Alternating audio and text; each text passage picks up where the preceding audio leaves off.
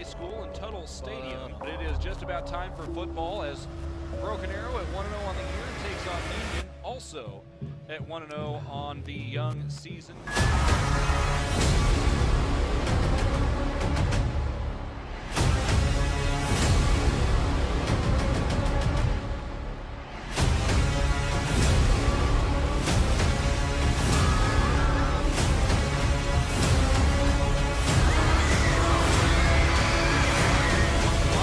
He's got a man wide open, and it's caught for the touchdown.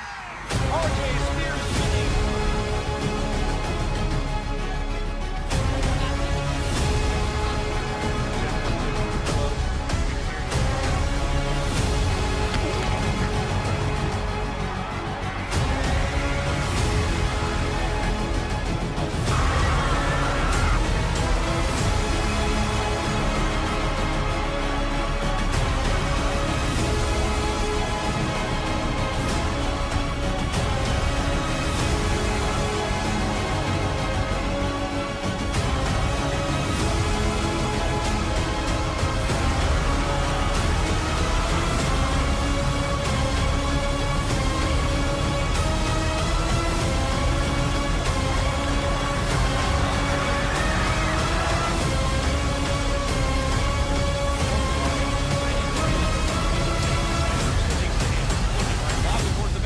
And it is caught in the back corner. Touchdown, Broken Arrow.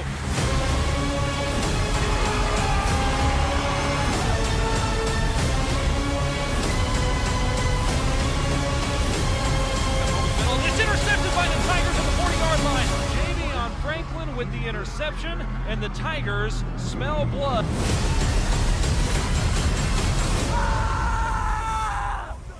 Let's go!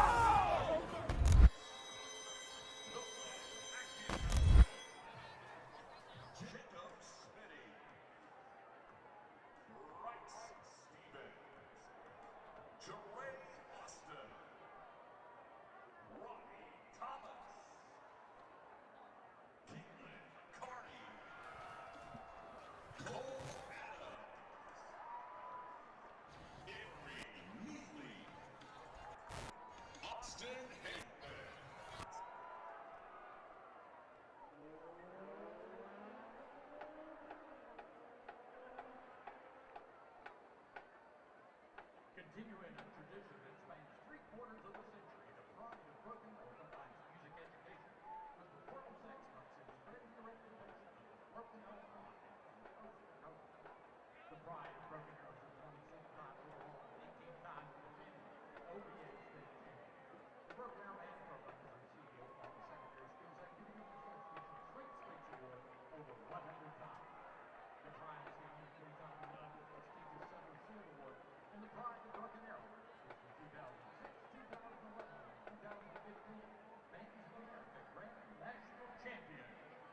The directors for the pride are Derek Davis, Kelly Pinson, Lincoln, Kyle Smith, James Morris, Craig Hopkins, and Scott Martin. The pride is supported by Superintendent of the School, Dr. Janet Dixon, Principal of Broken Arrow High School, Mr. Barber, and Director of Fine Arts, Dr. Richard Davis. Drum majors for the pride are Dayton Thomas and Chase Johnson, Nicole Ordeal. Ladies and gentlemen, Broken Arrow Public Schools proudly presents the one, the only, the grandest band in all the land, the incomparable Pride Broken Arrow.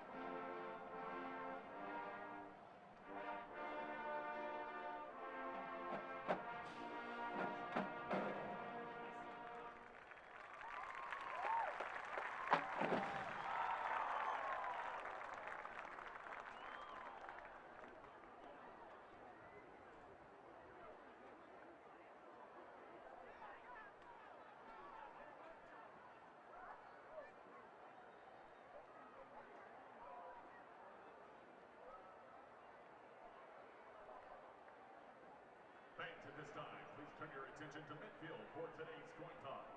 Joining the Owasso captains tonight is Chief Warrant Officer Tyson Phillips. Chief Warrant Officer Phillips enlisted in the Oklahoma Army National Guard in January 2002 as a UH-60 Black Hawk Troop crew chief. In 2006, he completed Warrant Officer Candidate School, an initial entry rotary wing training at Fort Rucker, Alabama, where he completed the UH-60 qualification course. Welcome to Owasso, Oklahoma, the site of the 2021 Patriot Bowl between the Broken Arrow Tigers and the Owasso Rams. I'm Adam Hildebrand alongside Steve Spavital. Madison Dildine is on the sidelines for us tonight. And Spav, we just wrapped up with the Owasso band playing the songs of all the various branches of the military. We've got a fire truck hanging a big American flag just a little bit to our right. Certainly the Patriot Bowl living it up to its name. And of course, this is a very special weekend to do so as we honor what is now the 20th anniversary in the memory of 9/11. I think what we do here is just amazing what we do. Just with the bands and the fire department, we get the whole community involved in this great moment here, and it's just really exciting to me and to see how these kids appreciate it as well. Not only to honor the members of the military who are in attendance tonight and, of course, everywhere else, but also the first responders who we owe so much to over the last couple of years as well. You know, you think back to this game a year ago at Broken Arrow, and there was still a lot of question as to whether or not we would get to play a full season last year because of COVID. Those first responders over the last couple of years have really been big, and they deserve a night to be honored as well. Absolutely, and they're still busy, and it's just they're just unbelievable. The coin toss has taken place. There's plenty more to come here on ArrowVision. You saw the Pride of Broken Arrow perform just a little while ago. We've got a couple of more special presentations coming up here as well, as we'll have the national anthem shortly. There's a Folds of Honor presentation coming your way in just a moment as well. Right now we're getting a weather forecast for the evening. Currently about 89 degrees, still very warm, but not nearly as humid as it has been over the first couple of weeks of this football season. So that will certainly make a difference tonight as they pull the BA Tigers inflatable over into place for the team to take the field here in just a moment. But we expect it to cool down into the mid-80s and maybe even the lower 80s over the course of the game. All right, we've got more festivities coming your way here on ArrowVision. Spav and I will be back to bring you the action here in just a little bit. Broken Arrow and Owasso football coming your way here in just a little while on ArrowVision. Sergeant Clinton did 3 tours of duty, 2 of which were combat tours to Iraq and Afghanistan. While you are teaching someone special the nuances of keeping the wheel steady, we can provide you means for you to maintain financial equilibrium. First National Bank of Broken Arrow. First people put people first.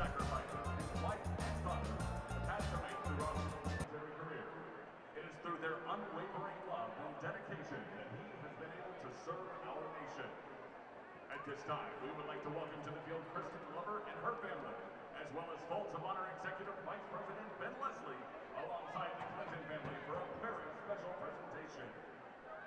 During the month of July, Jim Glover Auto Family, that includes Jim Glover Chevrolet and Jim Glover Chrysler Dodge Jeep Ram Fiat, donated a portion of each and every vehicle sold to the Folds of Honor Foundation. This amount, plus an additional $5,000 on behalf of Owasso Public Schools and Broken Arrow Public Schools, helps provide educational scholarships for Oklahoma military families. Tonight, please join us in celebrating this check for $54,900.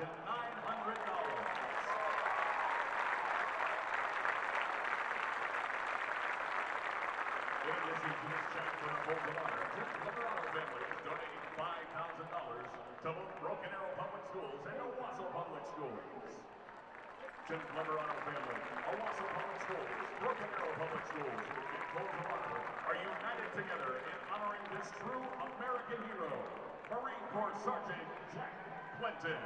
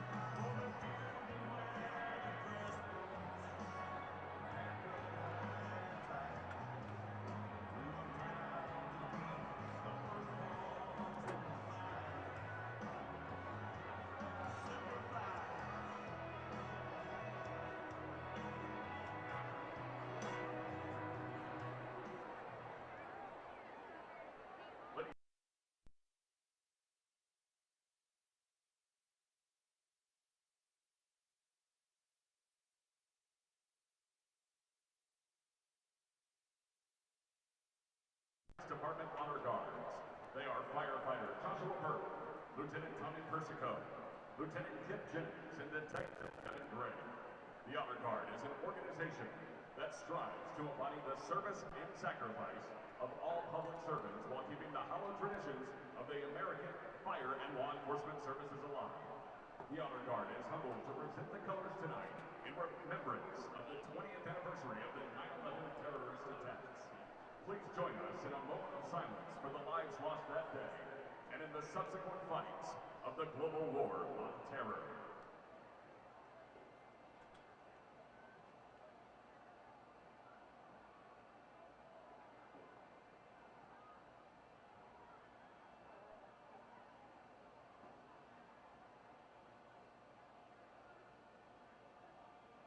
Thank you.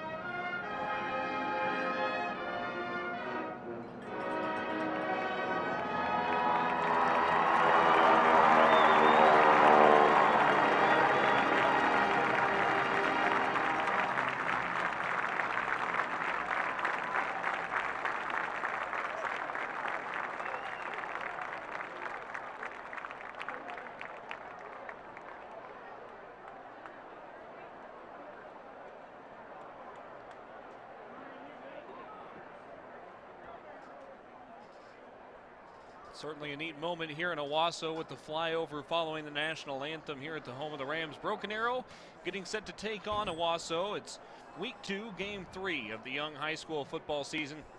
I'm Adam Hildebrand alongside Coach Steve Spavital. And Coach, moments like that can take you back pretty quickly 20 years ago. And I think of the times that sports helped kind of uplift the country after the September 11th attacks, and President Bush throwing out the first pitch at the Yankees game, the Texas A&M Oklahoma State football game where the crowd wore red, white, and blue. Right.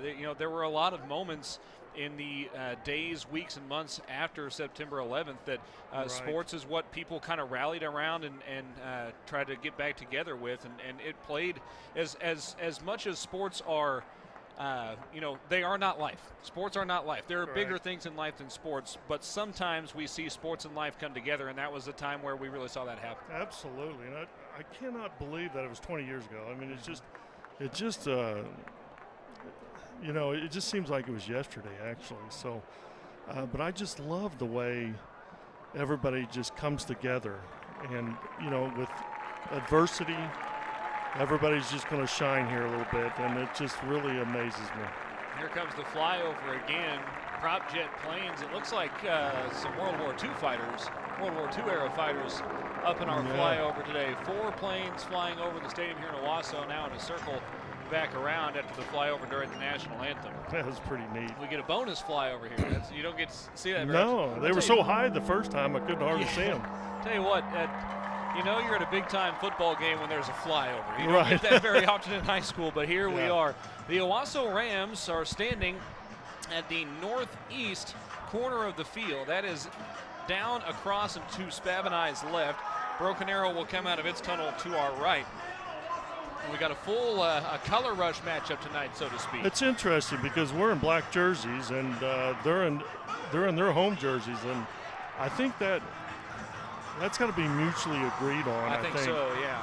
Yeah, you've got maroon jerseys, maybe crimson, I guess you might call it, and white pants for the Rams with the maroon helmet with the white ram shape in the sides of it. And then Broken Arrow will be going black jerseys, black pants, gold numbers, black helmets. I don't know. Obviously, last year was only my first year calling the games, Pat, but I don't know that I've seen Broken Arrow go black on black very often, if at all. I like it, though. Yeah, I mean, it's pretty cool looking. So it's pretty cool. I like it. Both teams are gathering in their various corners, and we are not very far from kickoff here, just maybe 5 minutes or so away as the Owasso Rams take the field.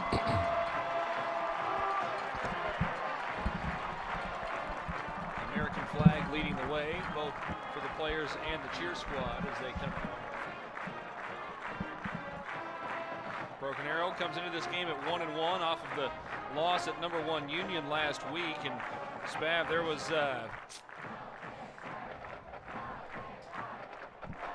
in that game last week, the Tigers fell behind early, were able to come from behind and get within. They were within 3 and had the ball, had a chance to maybe take the lead. A few costly mistakes going down the stretch there, but all in all, the Tigers fought back. Yeah, I think a lot of it was just some crucial penalties, and then of course when we first started the game, it was like we were shell shocked. We weren't, that was a big ball game.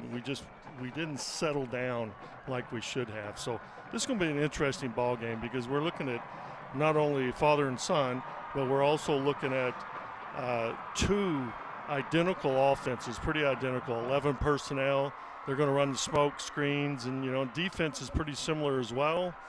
4-man fronts, a lot of pressures. I think you're going to see that we'll probably be doing a lot of movements up front, and that's going to really help us because they have all new linemen. They're big, they're not real fast, but if we can move and not let them just grab a body and zone block us, but allow us to move and penetrate in these gaps, I think we'll have a lot of success at that point. Here come the Broken Arrow Tigers onto the field. Again, black jerseys, black pants, black helmets. As the Tigers make their way onto the turf here in Owasso. There's a lot of noise going on down there. We'll see if Madison Dildine can hear us at all. Madison, I know you've got a special interview coming up for us at halftime with a member of the coaching staff. Is that right? Yeah, guys. Earlier this week, I was able to talk with Jacquez Washington, the assistant head coach Mater from the visitors' sidelines. That's Madison Dildine. We'll hear more from her a little bit later as we have her on the sidelines for us tonight. She was cutting out a little bit there, but if you couldn't make out what she was saying, one of the assistant coaches is an Owasso alum. He's also the associate head coach. And Spav, not only is he an Owasso alum coaching against his alma mater now, he had to do, kind of take things over a little bit in the middle of the week because Josh Blankenship had a trip to Colorado. Was that not the neatest thing you've ever seen, though? Yeah. There's more that, like you said it previously, there's more to life than just football. This is a game, but he was able to adopt 3 young kids, and I mean, it was just special. He has 4 of his own, 3, and I tell you, his wife is just super amazing. And he is super amazing just to be able to do what they did and how he traveled down there, I think he left Wednesday. Yeah. He adopted them on Thursday and then came back today. I don't know if any of you have driven to Colorado recently. It's not a short drive. No. But to go up there as a family and get to come home, it's one of those things. I get the sense they're already a family. Now they're legally recognized as a family. It was funny. Josh was saying how he was driving down there, driving to Colorado, and he was on FaceTime and he was doing homework, with his kids. There you go. You got it. Technology. I would not have liked that as a kid. I don't want to do homework in the car if I'm a kid. So he's doing sight words and stuff. They were young, so he's doing just the sight words. Broken Arrow will get the ball to start this game, and back to return are Marion Horn and R.J. Spears-Jennings. Looks like Spears-Jennings got the bright gold gloves going on down there on the far side. He's That's ready good. to We'll receive be able to spot him. because everybody looks identical. That's right, yeah, with the all they're black so blacked jerseys. out. Everybody's so blacked out, you just can't tell who's who. It'll be Jake Adams to do the kicking duties for Owasso tonight. He stands with the ball teed up right in the middle of the field on the X at the 40-yard line. He'll kick south to north. The wind is behind him. Pretty good wind here in Owasso this evening out of the south. It's going to keep it warm, but the breeze will feel good for the players, certainly. Right foot into it. It is a great kick, way deep. Caught about 5 yards deep in the end zone by Marion Horn. And since it went over the goal line, he is unable to return that. A little bit of entanglement there at the end of the play, but officials let it slide here early. A little emotions on the opening kickoff there. We'll see who settles in first. I'll tell you, offensively, if you think of what's, looking at statistics, it's quite unusual. We had fewer plays than our opponents, but yet we have more yardage and more first downs. So we're really efficient on our conversions, and I really like that. Griffin Stieber has completed 72% of his passes so far as the starting quarterback for the Broken Arrow Tigers. He'll run out of the shotgun set from the left hash on 1st and 10 from the 20. It's a quarterback draw straight up the middle. He cuts it to his left and he tumbles forward for 3, maybe 4 yards out near the 24-yard line. Yeah, we're really going to test. They're a very aggressive defense. They're a 4-man front here. They're extremely aggressive. They blitz a lot, and I tell you, we're going to have some answers to it. We're going to slow them down. Trips to the short side of the field. All 22 guys are playing in about 25 yards of space right now. We got several flags flying. Who jumped first? I know there was movement on the Broken Arrow side, but were they drawn offside? They were not. A false start against Broken Arrow. Well, I like what he's doing, putting the formation in the boundary. I just love doing that, but he's putting trips in the boundary, and what that does is if you're a blitzing team, you're going to show your blitz. You can't disguise a blitz in 3-by-1. Same formation, trips left. Tight end left as well. Here's a snap, a handoff to the running back right side. That's Jones.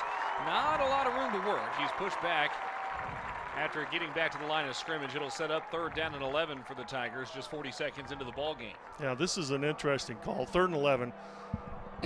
It's going to be interesting with them. Typically, they're so aggressive, they like to put a lot of pressure on you. We'll see if they're going to blitz here and see what our answer is, because Josh has a lot of answers on the smokes and the screens and stuff like that. Sold out crowd here tonight. There were no single game tickets available by the time we got this thing kicked off. And the Owasso crowd is on its feet. 3rd down and 11. Throw over the middle of the field is incomplete. Yeah, go ahead. Trying to figure out, I think that was Fox that was intended for. It's a little hard with the big shiny numbers. 19 is it?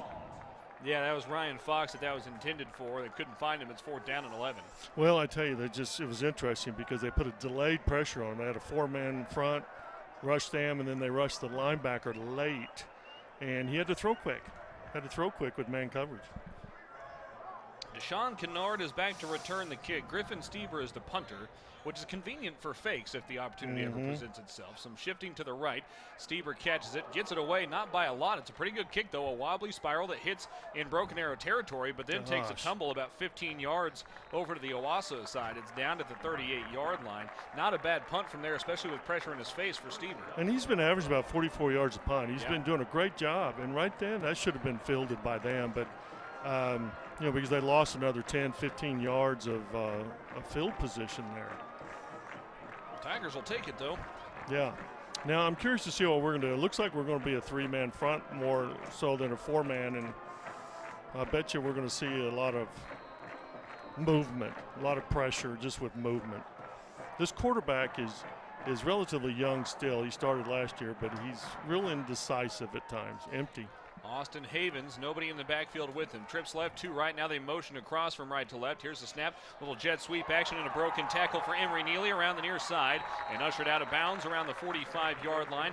Give him about 7 on the play. It brings up 2nd down and 3. Neely, Havens, and Cole Adams, their 3 really kind of big playmakers on this offense, are all juniors, Spav. Right. And I tell you, they do a lot of perimeter game.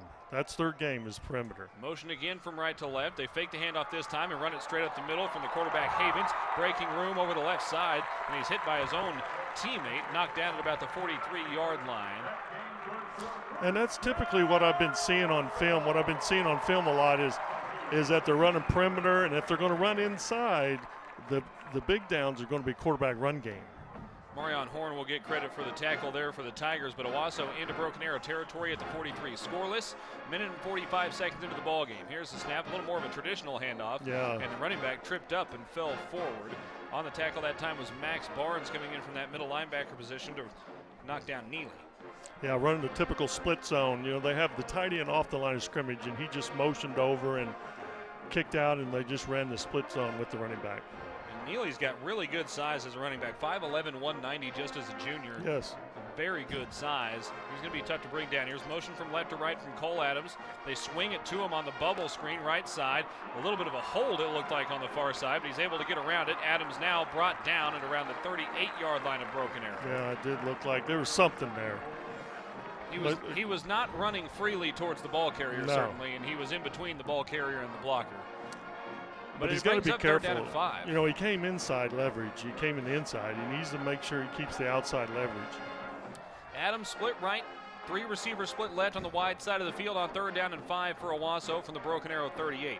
Havens fakes the snap, now turns to the near sideline to see what the coaching staff wants to make the play call as. 10 seconds on the play clock, under 9 to play in the first quarter in the scoreless ball game. Havens wants to throw, dropping back, still looking over the middle, still looking, now zings it, and it's caught over the middle of the field, spun down. Inside the Broken Arrow 30 was Keelan Carney. He's the leading receiver so far for the Rams. 15 catches for 245 yards and 3 scores, 240 yards and 3 scores over the first 2 games. Yeah, it looks like they're trying to tempo a little bit here. 1st and 10 now from the Broken Arrow 29. 2 receivers fairly bunched on the left side, not split out very far from the formation. Now motion into the backfield. Here's the snap. Little cross handoff action up the middle. Neely brought down for a gain of about 5 more, down to around the 24-yard line. Give him the 25 on the tackle that time. And it's tough because they have a lot of smoke and mirrors. You're gonna fake the jet sweep. You're going to have the quarterback run game in there, and then you've got all kinds of things that are going to really mess you up. You can run the ball, do all kinds of things. It's a crazy smoke and mirror type offense.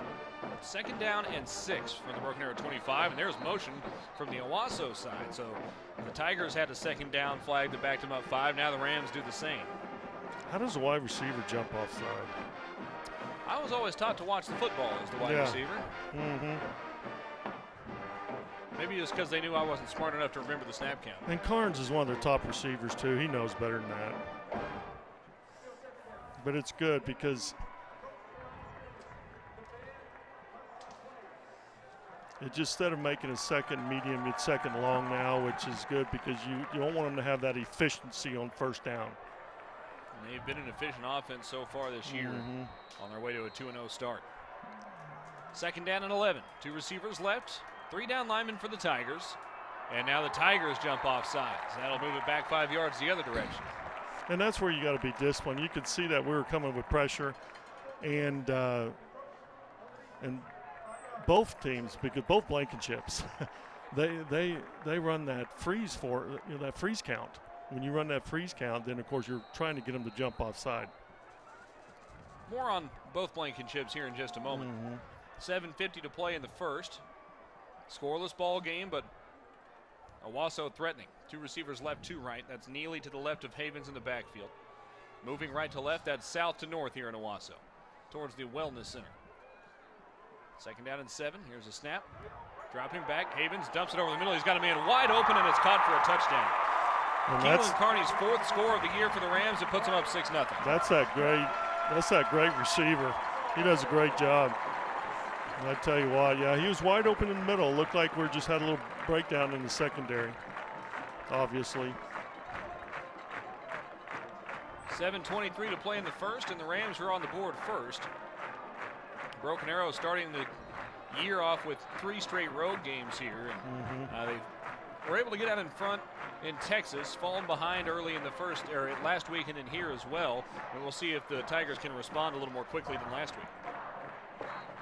Kick on its way, and it's good. That's a good leg from Jake Adams.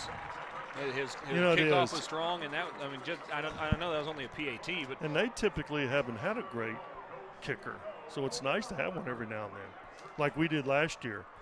And our kicker now is good. And young, for that matter. Yeah, they won last year. I mean, he kicked it out of the end zone.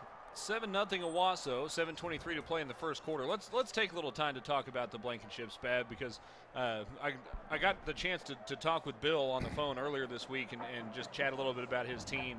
And of course I asked him about coaching against Josh, and he said, you know, the thing that I mostly am is just proud of the person that he is and the coach that he's become. And Josh said he's learned a lot from just through osmosis from his dad coaching. Oh, yeah, absolutely. We all have. You know both of those guys and have for a long time. What do you think is going through their minds as they coach against each other tonight? You know, I don't think it's, anything like what normal people think it is. I think it's just two good coaches have two good teams and trying to compete. It has nothing to do with father-son. I mean, that's how competitive those two are.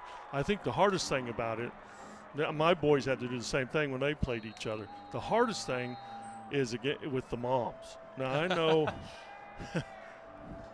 I know Angie Blankenship is just beside herself right now, and I know my They might have to get her one of those jerseys that saw it in half. Here's an interesting kick that rolls all the way back to the 5. Spears Jennings trying to return it over the near side. He's hit and spun down at the 15-yard line. Boy, that was I don't know if it was intentionally squibbed, but it was a good kick in terms of just difficult to field. Broken Arrow to field. Just difficult to field. They do a good job covering their kickoffs too. They're down there pretty quick. But you can see how aggressive they are. They have that mentality, and that's some of their coaches over there. I coached them. Their defensive coordinator, I coached them. Their linebacker coach, I coached him. Bill said that Josh and Coach Mon slept in his upstairs while they were trying to get moved in yeah, for a little exactly. while. They're all familiar with each other. 1st and 10, Atta quick baby. pass to the near side, caught by Spears Jennings at about the 23-yard line, fighting his way forward to the 25. That's a gain of 9, and it brings up 2nd down and 1. On the tackle that time was Brandon Ramsey for Owasso. That's a great play. If they're not going to press in the boundary, we're just going to keep connecting out there, because RJ has the ability to make more yardage after catch. 7 catches for more than 100 yards and 2 touchdowns coming into the game. Here's a run play to the right side, and that was absolutely stopped up from the get-go. No room for Griffin Stever. He's brought down for a loss of a couple back to the 23-yard line. It'll bring up 3rd down and 3. I think we were a little confused early on that. The formation was a little odd, late getting to it. I think we had a little confusion there. But having that 9 yards, boy, now we still have an ability to convert this. 3rd down and manageable. Tight end on either side. It's a handoff straight up the middle to Jones. He squirts through the line, dives forward, and I think he's going to have 1st down yardage. Indeed, he does. It's a gain of 4 out to the 27-yard line. Great play. Running a counter play right inside. You wonder if it's 3rd and 4. Are we going to throw the football or what? Screen wide, but no, counter. One receiver to either side. A couple of tight ends again. Here's a hard snap count from Steber. Couldn't get the Rams to jump off sides. Owasso has 4 down linemen and a linebacker on either side of the formation, so 6 guys across the front. They want to throw it near side. Spears Jennings lays out. Did he catch it? No, he did not. He slipped as he tried to get to it, but it was a little bit out in front of him. It brings up 2nd down and 10. Now that's a good formation for us, the ace formation, 2 tight ends and 2 wideouts, because you really force them to go man on the perimeter. You have one guy going man against RJ. Well, I'll take that chance anytime. Absolutely. The guy probably most capable in the state of guarding him played on the schedule last week for Union, Jaden Rowe. 2nd down and 10. Ball on the right hash. Quick pass to the near side. Woo, he had to get rid of it out of bounds. Stever, that looked like he just let it fly wide, but I think he probably saw Jake Clifton, the Ram linebacker, coming over into that territory and wanted to get it around him. I know. It's just they're putting a lot of pressure on us. A lot of it's just with their line. Their D line is putting pressure on us. He's got to throw quick, and we were even in max protection. Their defensive line, their offensive line, they had to replace. They don't have a lot of size. They've got some good size on the defensive side. Play. Here's a catch over the middle and a dive forward by Fox trying to get to the 1st down marker. Boy, that is real close, and they will give it to him exactly 10 yards. And good. The Tigers I thought it was chains. a bad spot there for a second. I'm going, woo. Fox caught that short of the sticks, and he did a nice job to get the 1st down. Great play. A lot of pressure on him. Sending that backer again. So they had 5 people coming, and even though we max protect, we protected it very well at that point. and he made a great catch. 7-0 Owasso. Broken Arrow with it. 5:22 to go in the first quarter. 2 receivers left, tight end right. Here's the snap, handoff to Jones up the middle. Runs into a wall at the line of scrimmage. Still trying to fight his way forward. He tried to bounce out around this right side. He's able to get about 1.5 yards out near the 39-yard line. That means that line moved forward a little bit on the snap. Yeah, I mean, that's a positive play. You just don't want to get any negative plays. Getting positive plays is your goal, and getting first downs are your goal. And Josh has been good at that. Jamison Mejia, Chance Marek, Evan Robinson, Nick Fuller, Reed Adams, the starting 5 up front today for Broken Arrow. Fuller joined us on Inside Tiger Football over the course of the midweek. 2 receivers right, tight end left. Now 2 tight ends move left to right across the formation. So 4 guys on the right side. They fake the handoff, rolling to his right is Stever. He dumps it off over the middle. It's caught. And a gain of about 6 out near the 44-yard line, excuse me. That was Marion Horn who had snuck into the game. That was a nice formation, the way they shifted over. See, that puts pressure on your defense. When you have one go over, you usually just adjust your front. If you have 2, you got to recall the entire front. 3rd down and 3 for Broken Arrow. 4:09 to play first quarter. Owasso leading 7-0. Tigers taking their time getting the play call. Now they're pressing the field, but they're not pressing the boundary. So here's the snap. Handoff to Jones, trying to come around the near side. Now trying to spin it back the other way, and he's sworn, brought down for a loss of 1. Back to the yard line. Boy, I tell you what, Owasso is really doing a nice job gumming up the point of attack right now. Well, that defensive end, he did a great job on that play. Great job. Now this is a spot where you could see some chicanery here from the Broken Arrow special teams. Griffin Stever, the starting quarterback, is also the punter. Yeah, and that's what I love, because we always have that threat. Last time we shifted linemen over.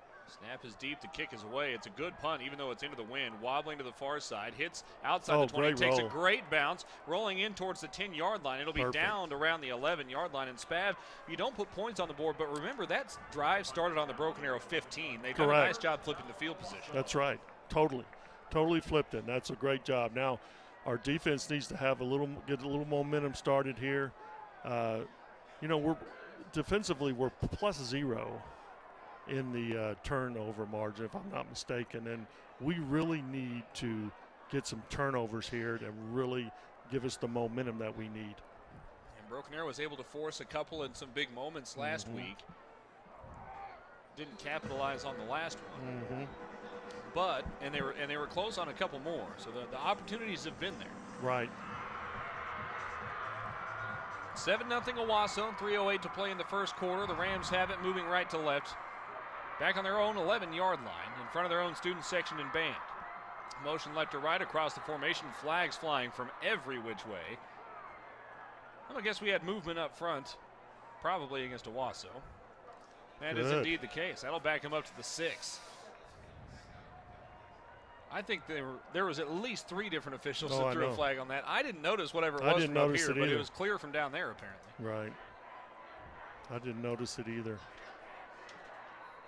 And darkness really starting to fall as the sun sets behind our backs here in Owasso. Now, we're in that 3-man front. We've got to really move these people. There's the snap. Quarterback run to the left side. He's hit and stood up. Pushed back at the line of scrimmage. Check that. That was Cole Adams in the quote-unquote quarterback spot there. He's able to gain about 3 yards out near the 9-yard line. Dietrich Moore on the stop for the Tigers. Boy, he read that. I tell you, Dietrich Moore is good, and Banning, those two are unbelievable players right now. We just got to give them some room. I'll tell you what, we got to look at our monitor here. I thought the soccer line was I thought we had suddenly added the technology to mark the line where the ball was all of a sudden. I was very impressed there for a second. 2 receivers left, 1 right, tight end right on 2nd down and 12. Motion into the backfield now. Here's the snap. Havens wants to throw, looking over the middle, wants to throw it deep. He's got a man behind the defense. It's caught at the 50-yard line. It's a foot race towards the end zone. Moving to his right. Now trying to get inside the 10. He breaks a tackle, and Jeray Austin will take it to the house. Touchdown, Owasso. That's 2 plays where they're just wide open. We're just having some total miscommunication and bust in the back end. You know, I think a lot of it could be the fact that we've kind of changed up what we've done. Go for 4-man to 3-man. Is that creating some confusion? I don't know. Austin Havens, we mentioned 61% on the year coming into the game. He really took over the reins as the quarterback for the Rams during the game against Broken Arrow last year and has kept it ever since then. And he's going to get nothing but better and better. You know, he's a junior. Next year he's going to be better. Just think of starting as a sophomore in 6A football. Well, I asked Bill Blankenship about that earlier in the week, and he's like, you know, I really don't like to start sophomore quarterbacks, but we didn't have much of an option. And he has clearly come through. And I mean, that ball was on a dime, and that traveled, 40 yards at least in the air, maybe 45, and that was a good ball. Right. 14-0 Owasso after the PAT. 2:13 to play here in the first quarter. And an unfortunate break there for the Tigers, who had really flipped the field position and had forced Owasso into 2nd and long there. You let one guy get behind you, and suddenly with the speed that Owasso has, they're not great up front. They're very inexperienced. They had to replace their entire offensive line, but they have some real weapons on the perimeter. Oh, gosh, and the running backs. The quarterback does a good job, but, you know, the O-line has been their weakness, but right now we don't see that. Ball teed up on the 40-yard line again. Adams has kicked it 5 yards deep into the end zone, and he has squibbed it back there as well. Spears Jennings is back to receive. He's got Atchison back there with him this time as well, and it travels into the end zone. For a touchback, little miscommunication there on the reception as well. That'll bring it out to the 20-yard line, and the Tigers will have it there 1st and 10. Atchison's looking for somebody to throw the ball to. Nobody wanted it, so he'll just chuck it over to the Broken Arrow sideline. Tigers start with the ball on the left hash. We'll see what Josh Blankenship has drawn up here. Tigers down 14-0, looking for a response. 2 receivers right, 1 left. Will Hyde is off the line as the tight end to the right. They take the snap. Fake the handoff. Stieber hurdles a man at the line of scrimmage, trying to power his way forward. He gets about 4 yards out near the 24-yard line. I wonder if we missed the handoff there. It looked like it was a split zone, and he just ended up following the back. Which is exactly what you're taught to do if something goes wonky there. Gosh, we need to do it again. That was a 4-yard gain. That was awesome. Stieber 3 for 6 through the air for 23 yards. He's run it 3 times for 7. Jones has carried it 4 times for 5. Stieber in the air this time. It's incomplete, broken up on the far side. Double coverage that time. He was looking on the far side for Sterling Ramsey. Brings up 3rd down and about 6. Yeah, they had that linebacker sneak out there real quick. I think those linebackers are starting to jump those individual routes. Yeah, they are. Well, he's a young man I coach, and they're going to attack those inside cuts. Pass to the left side through the hands of the intended target. That one was targeted for Ramsey again. A little high and incomplete. Stieber got a little bit of extra cheese behind that one. It was coming in there pretty high. Right. But there's just, I tell you what, they're changing their boundary coverage. They're press bail. They're messing with us in there. And then, of course, you know, he's got to throw in a hurry because they're putting a lot of pressure on him. So it's tough. It's tough on him right now. We have to settle down, though. That's where the timing really has to be immaculate, because if the receiver is early out of his route or late, if the quarterback has to let it go just a split second early, that can really break up that kind of a play. Here's an end-over-end punt that sails out of bounds in the general vicinity of midfield. Right. We'll see where they mark it as the official still walking back up the sideline. They mark it in Owasso territory, but at about the 49-yard line, so right near midfield. 1:26 to play in the first quarter. Owasso leads 14-0. This is a little bit of a gut check time here for the Tiger defense. We need, but we can't give up those communication errors on the back end. You know, if we're going to keep giving that, we just need to go man to man. Yeah, it's important to note I got that cat, you got that cat. It's important to note Marion Horn, there's not anybody that's just going to blow by Marion Horn. No. There was some sort of communication error on that last play with the coverage that allowed that guy to get free. It's a unique formation here. It trips on the near side. Quick pass to the near side for the screen. On the catch, out to the near side. That's the guy who scored the last time through. On the catch and the carry is Jere Austin, and he's brought down around the 35-yard line of Broken Arrow. You know, as athletic the receivers are, they do a heck of a job blocking, too. Yes. You know, because we're good at forcing on the perimeter. That was Javion Franklin on the tackle that time. 1st and 10 Owasso now from the Broken Arrow 35-yard line. That's the sign of a good wide receiver core. If you watch a block, then you know. But see, they have quads in the boundary here. See it? Sure enough. 3 wide receivers and a tight end, and it's a quarterback run straight at the middle. Not a lot of room for Mason Willingham, who had checked into the game. He's brought down for a loss of about a yard. Willingham's a junior that hasn't played just a whole lot yet this year. It goes backwards that time. Yeah. It actually marked him all the way back to about the 38. It's 2nd down and 13. Yeah, it was kind of interesting having quads in the boundary, and you just have empty set, and then quarterback run game. That was pretty ingenious call, but 2 receivers right, close to the formation. Now motion into the formation. A fake handoff. Havens dumps it over the right side. It's juggled but caught. Now turned back inside. Emery breaking a tackle and dropped down at around the 33-yard line. He didn't catch it very cleanly. That allowed the Broken Arrow defense to flow over there pretty quickly. They bring him down. It's still a gain of about 5, but it will bring up 3rd down and long. A big chance here for Broken Arrow with 3rd and 8 for Owasso. But it's kind of what we've always said. You get the ball to athletes in space and they can make things happen.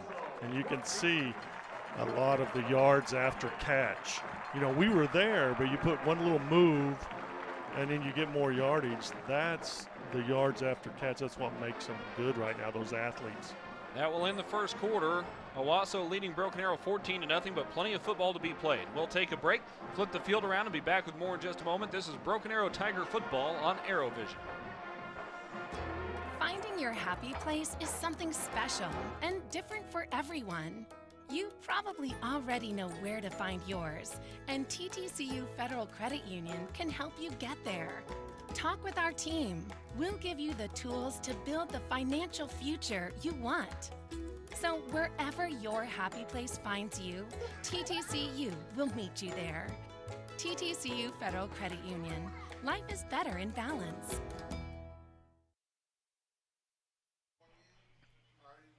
$14-0 with 12 minutes on the clock as we head towards the second quarter. Let's go down to the sideline and Madison Dildine. Madison?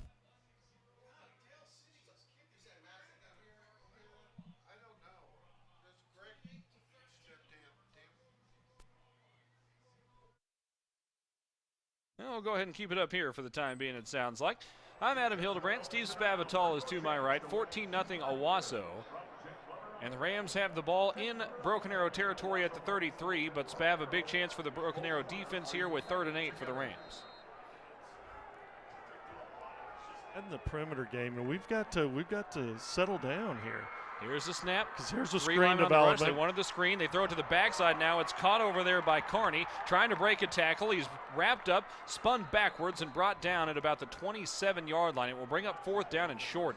There were 2 different screens set up on that play. That's your jailbreak. And you, first of all, you have the flare screen backside. You want to show it, and then you run the inside tunnel, you know, or jailbreak type screen. It was a good call, but it was also great defense too.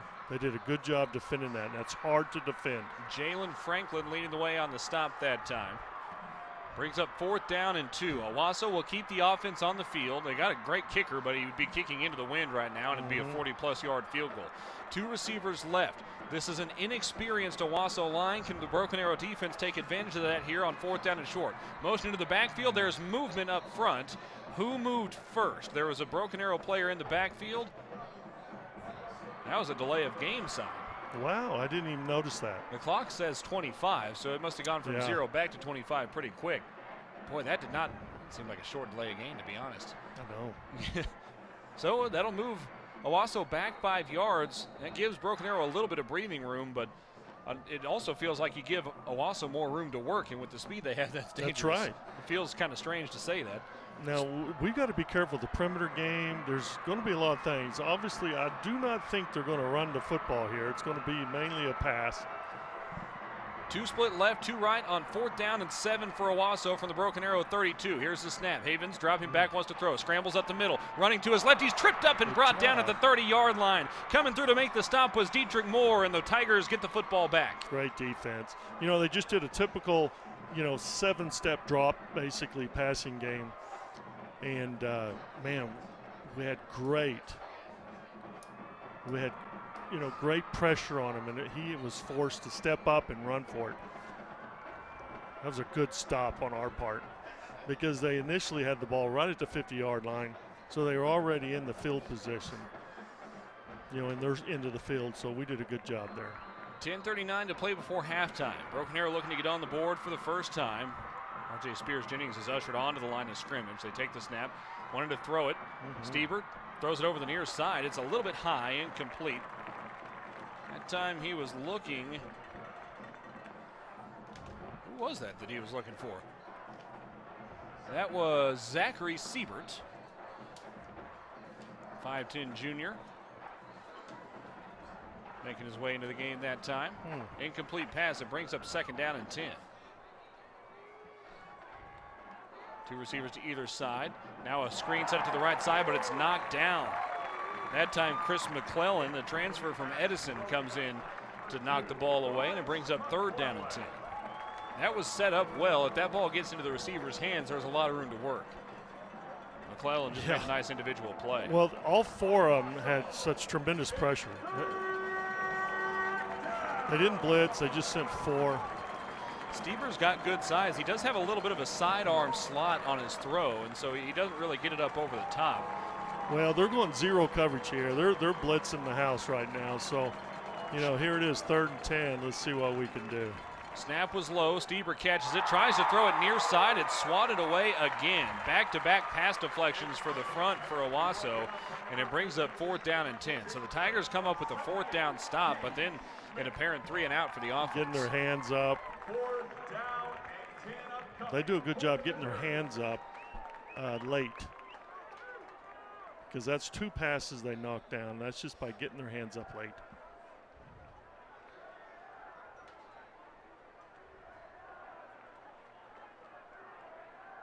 Coach Blankenship already with, I guess I have to specify, Josh Blankenship in this Yes, game, already with the wheels spinning towards the next drive, no doubt. The snap is back.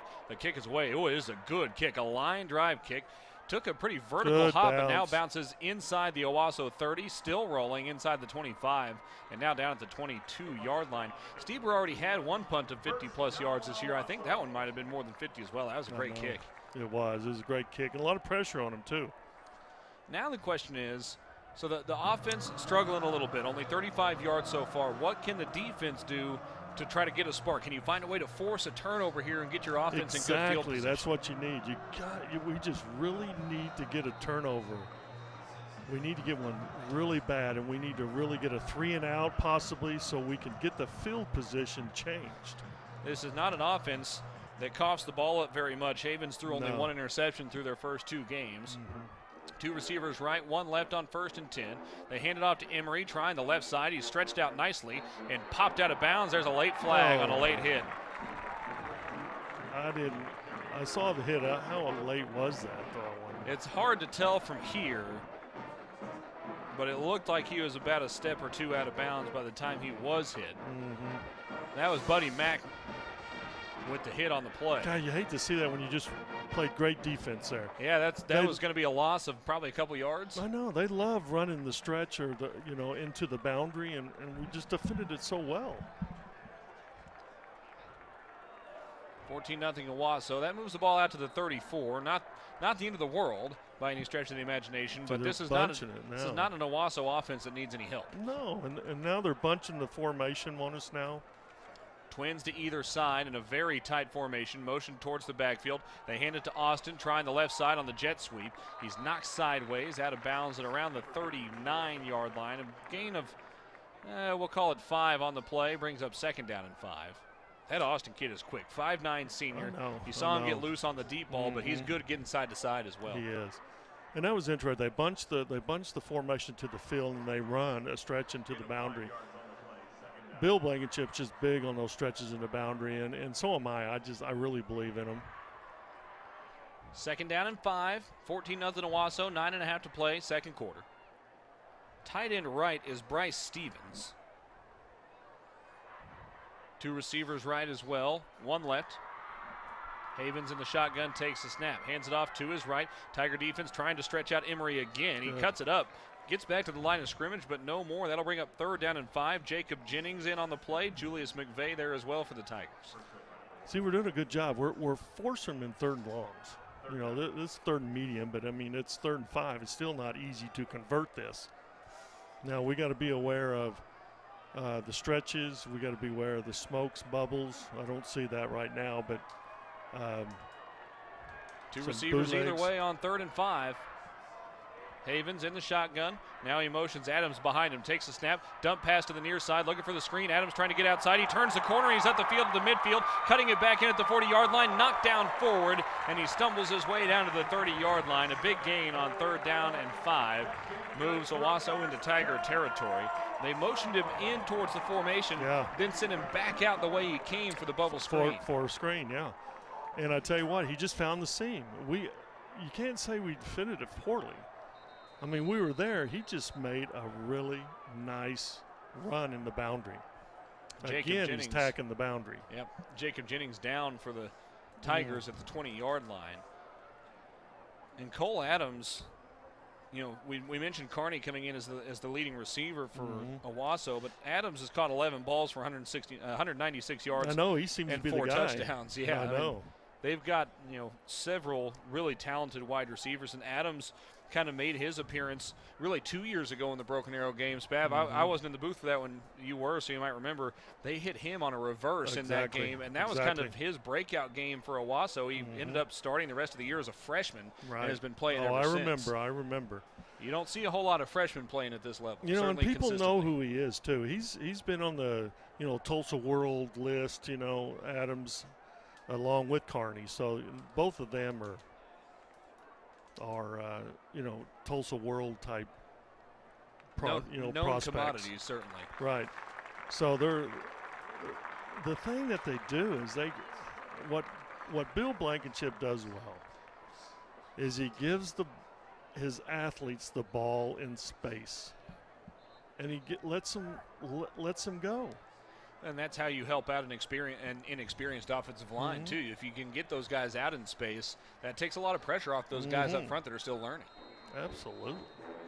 1st and 10 for Owasso from the Broken Arrow 30.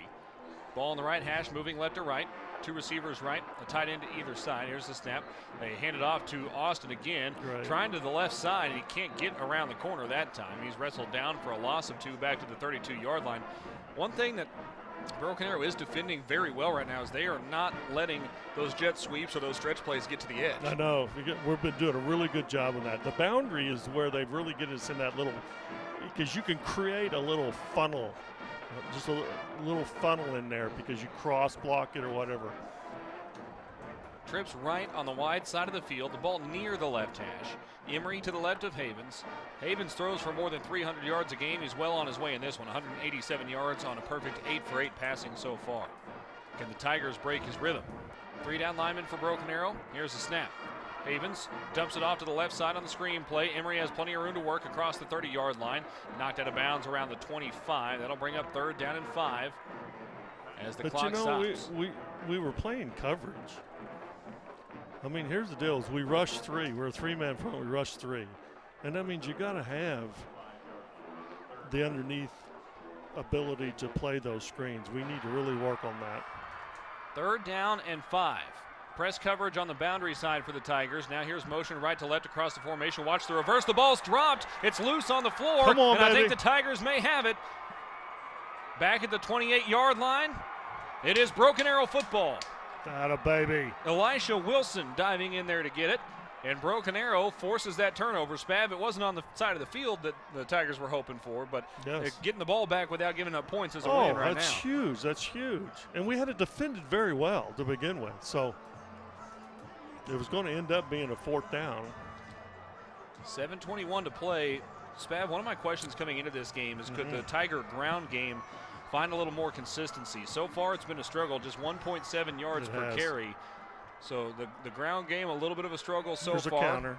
They try it to Jones over the right side, steps inside of a man, and then is upended, brought down for a gain of about 4 yards out to the 33-yard line. But see, the crazy thing about that play, we were running a counter to the left, and he ends up breaking off and running to the right because they pursue so heavy. So he was able to make a good run. And that's something that Josh Blankenship will be aware of as well, that pursuit as he game plans for the second half.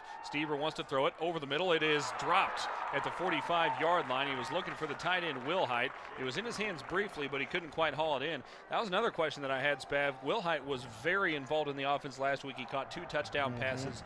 What kind of impact will we continue to see him make? And as we see there, they hit him in space. Oh, yeah. Couldn't quite bring that one in, but clearly he's going to be a part of this game. It looked like it may have been tipped a little bit. It may have been tipped by the linebacker, and just that little movement may have cost him. 3rd and 6. Can the Tigers find a way to move the chains? 6:49 to play, second quarter. Trailing 14-0. They got 5 men on the line of scrimmage. Stever takes a snap, delayed handoff. Jones tripped up, powering his way forward. He was able to get positive yardage somehow out to the 35, but he's still 4 yards short of the first down. Tried the draw there, and Owasso had gotten way up the field already, so a couple of defenders had already gone by him. Right. If he hadn't tripped up, I think he's got a chance to make a play in space. I do too. 4th down and 4. The punt team comes on the field. 14-0. You know, as much as it would be exciting to see a fake punt attempt here, the defense has played pretty well in the last couple of drives. I think you go ahead and kick it away. They have. Owasso might be coming for this punt. The snap is back. The kick is barely away. That might have been deflected. Spinning over the near side. It hits at the 43-yard line and takes a positive Tiger bounce again inside the 35. Golly. Marked dead at the 33-yard line. They're Not a bad punt, but they're trying to get one up, aren't they? I mean, they've come close a couple of times, but that was as much pressure as Owasso has brought on a punt. That's right. I mean, they're coming. We're going to have to do something to, maybe rugby or just, hey. A little pop pass. Yeah. I mean, if they're I've done that before. If they're bringing that many guys. I've done that before. You run a Wilhite out there, just escapes right by the guy trying to block him, and then you got your punter's the quarterback anyway. Just dump it right over the top of those guys. 1st and 10, Owasso from its own 33, moving left to right. Here's the snap. Stretch play to the near side. Great play. He's hit knocked forward. It's a gain of about 3 yards out to the 36-yard line, but that was pretty well defended. Dietrich Moore on the stop. On the carry that time for Owasso is Ronnie Thomas. Yeah, we made a great play, but still they fall forward. You hit the line of scrimmage, he still falls forward. He gets that 2 or 3 yard gain. 2nd down and 7. Cole Adams split by himself to the right. 2 receivers left. Tight end right. Running back Emery is to the right of Havens in the shotgun. Hard count, no movement. Havens will peek over to the line of to the sideline, that is. And head coach Bill Blankenship. 5:14 to play before halftime. Here's the snap. Havens wants to throw. Moore coming on the blitz. He evades him. Now scrambling to his right. Havens dumps it off over the middle. A flag down in the backfield. It's caught, though. Undercut at the 45-yard line is the receiver. That was Jackson Woods, the tight end. But where that flag came down, that looks like it's a good possibility for a hold. And that was, let's hope so, because 6 yards deep in the backfield. Yes. And it looked like it, too. Yes. A hold on Owasso. That is really going to back up the Rams' offense here. Good pressure in the boundary, and then of course he was forced to scramble out, and that's when the tackle just tried to get a little too handsy with us. And Dietrich Moore came free off that near edge. Oh gosh, I know. Kind of sprinted by Havens. Havens did a nice job avoiding him, but that hold comes late, and because of where it happened, it was 6 yards deep in the backfield. That pushes Owasso all the way back to its own 20. It is 2nd down and a country mile. Right. They need 23 yards for a first down here. We just need to play good sound. Here's the snap on 2nd and long. There's a drag Havens here. Dumps it off near side at the 20-yard line. It's caught. Knocked out of bounds around the 30-yard line. On the reception that time was Carney. And that will still bring up 3rd down and 13. On the tackle that time, Buddy Mack. Yeah. Well, Bill was just trying to get some yardage there. He's running that drag route into the boundary. That's really a keen play because linebackers don't see him. Got 10 on it. 3rd down and 13, though, for Owasso. Same formation, 2 receivers right, 2 left. Here's the snap. Havens again going to throw, scrambling to his right almost immediately. Wants to throw it deep, pump fakes. Now he's shoved out of bounds. He tried to get rid of it at the very last second. And the question is, was his foot on the line when he tried to throw it? If so, that's a loss of a few yards, and I think they're saying he stepped out of bounds back at the 27-yard line. Oh, my God. Make it the 26. Yeah, he did, didn't he? So that's a loss of about 4 yards on the play. It brings up 4th down and very long. Owasso will have to punt with 4:35 to play before halftime. Love it, love it.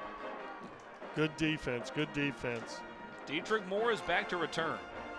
Boy, it's not often you see a linebacker athletic enough to return punts. I love everything about that. A rugby punt, look out, it's a fake coming up the near side at the 30-yard line. Can the Tigers get him now at the 41st down yardage? Hurdles a man and he's down at midfield.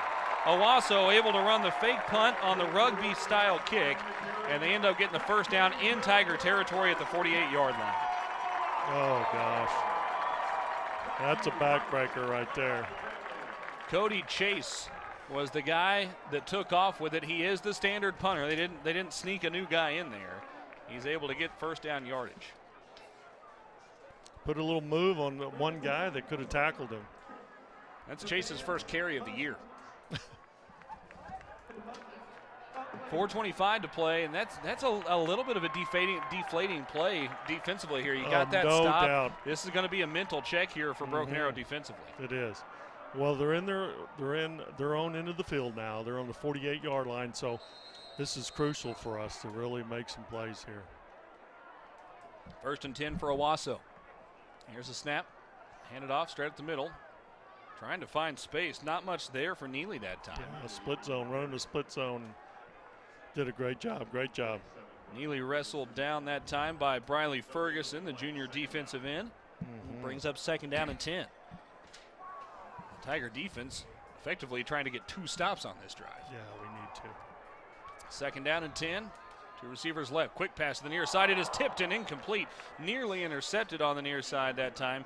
In coverage was Elisha Wilson, but we talked earlier about the timing for the Broken Arrow side. That time Austin wasn't out of his route yet by the time that Havens threw that. It hit him in the back shoulder. Well, we're starting to put a little more pressure on him there, just with the D-line, which is important. We're doing that. 3rd down and 10 for Owasso. 2 receivers left, 1 right.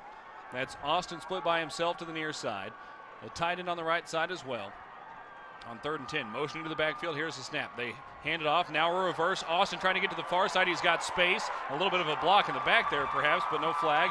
Austin with 1st down yardage inside the Tiger 30 and brought down to the 26-yard line.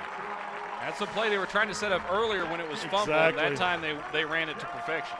Well, they have us on our heels right now. We're just, they're dictating everything to us right now, and we've got to change that. Somehow, we need a big play. And sometimes you got to take a chance defensively to create that turnover or big play. 3.5 minutes to play before halftime. Here's a snap on 1st and 10. Havens looking right, flings it right side. It's caught at the 23-yard line. Broken tackle inside the 15 and wrestled down around the 13-yard line. That's enough for a 1st down again for Owasso. Inside the Tiger red zone now. The Rams leading 14-0 as we approach the 3-minute mark of the 2nd quarter. Again, that was yards after catch. He probably made 8 yards after the catch. 1st and 10 now from the Tiger 13. 2 receivers left, 1 right, tight end left as well for the Rams. Neely to the right of Havens in the backfield. Here's the snap. They fake the handoff. Havens dumps it over the middle. It is somehow caught. Touchdown Owasso.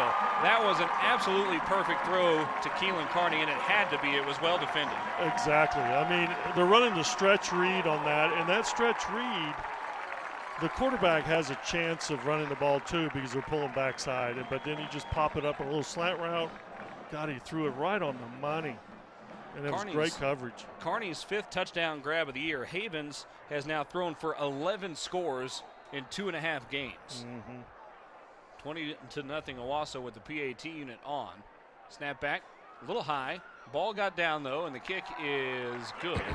21-0 Rams. Now, Spav, this is a situation very similar to the one that the Tigers found themselves in a week ago. Down 21 late in the 2nd quarter.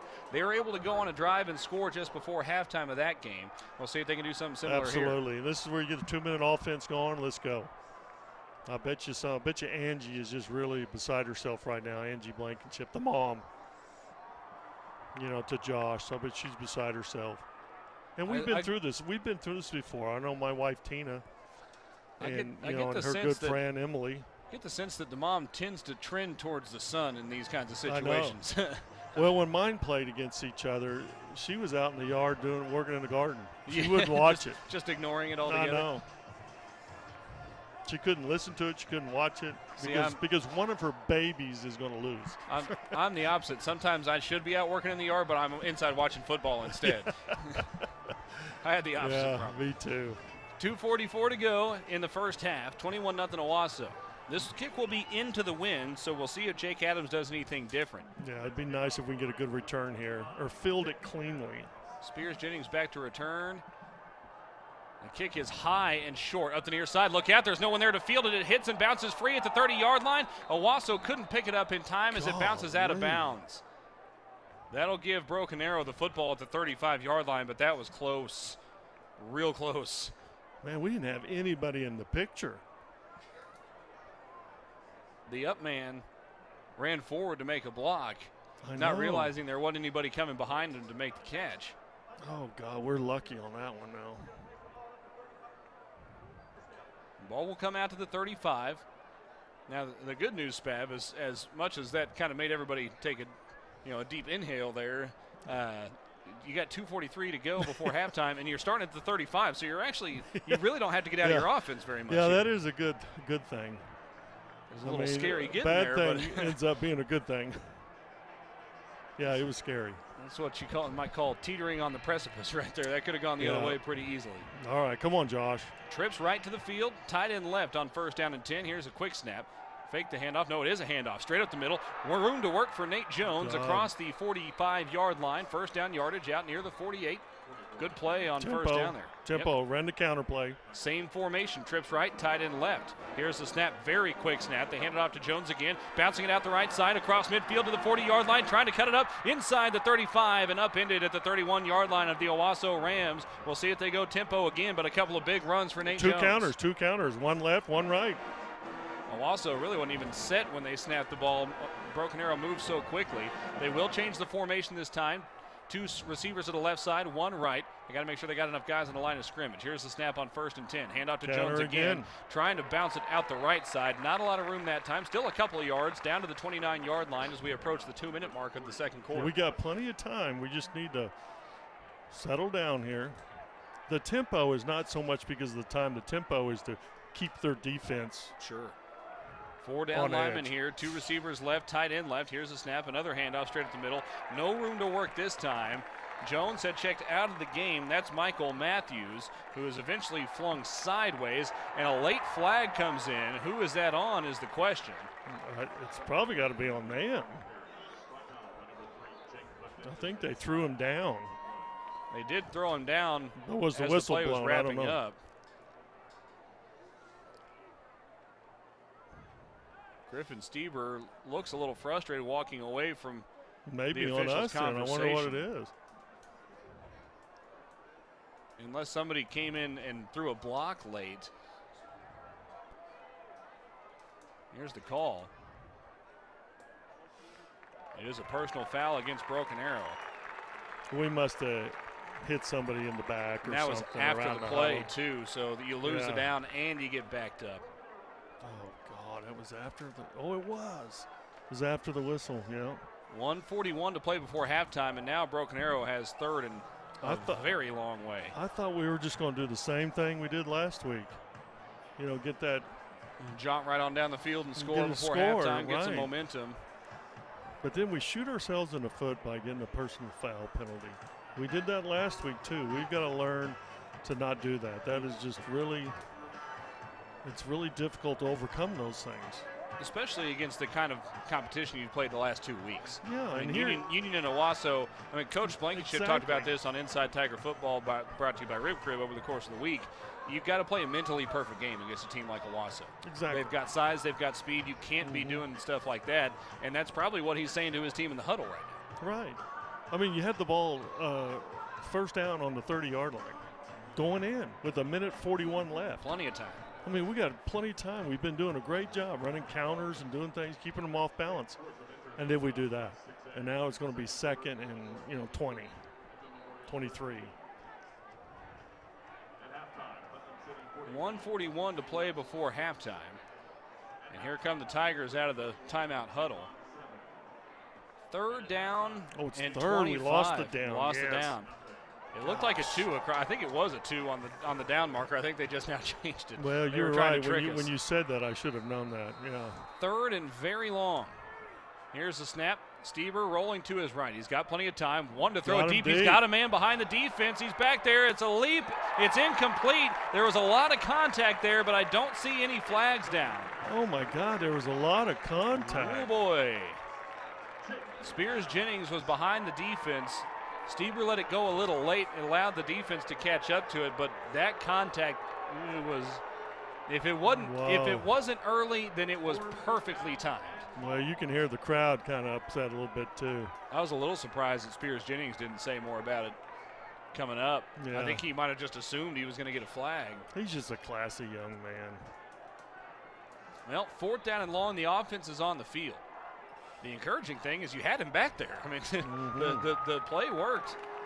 Owasso is going to be playing prevent defense here on 4th and forever. A timeout has been called. Josh Blankenship will bring his offense back over to the sideline. Wow, that was – God, he was wide open, too. He was. Stieber was rolling to But his you know, right. It took him, I think, just a split second to set his feet and throw it. But I'm telling you, if there wasn't contact, he would have caught that thing. I'm I'm with telling you, we've seen what that young man can do in these past. A lot of the time with contact. He catches it. Exactly. So here's, if you're Josh Blankenship, you know the message in Owasso's huddle right now is, for the love of Pete, do not let anybody get behind you. Right, How exactly. do you use that to your advantage here offensively when you're trying to somehow pick up 25 yards in one play? Well, it's the simple thing is you just got to throw under and just Hope somebody makes a play. Let her wiggle. Let her wiggle.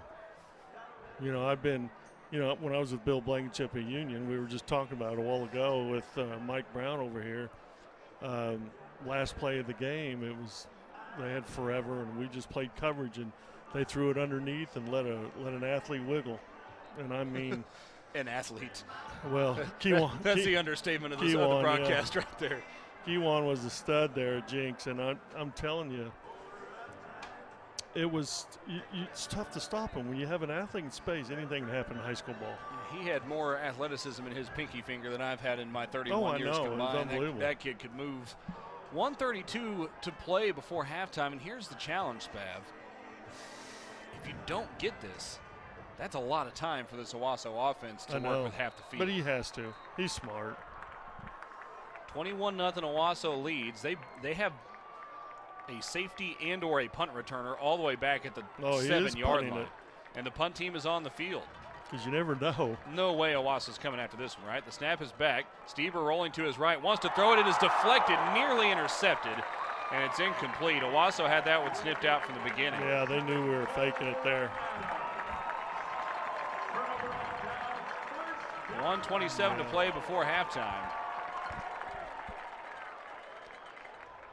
Owasso takes back over at its own 46-yard line.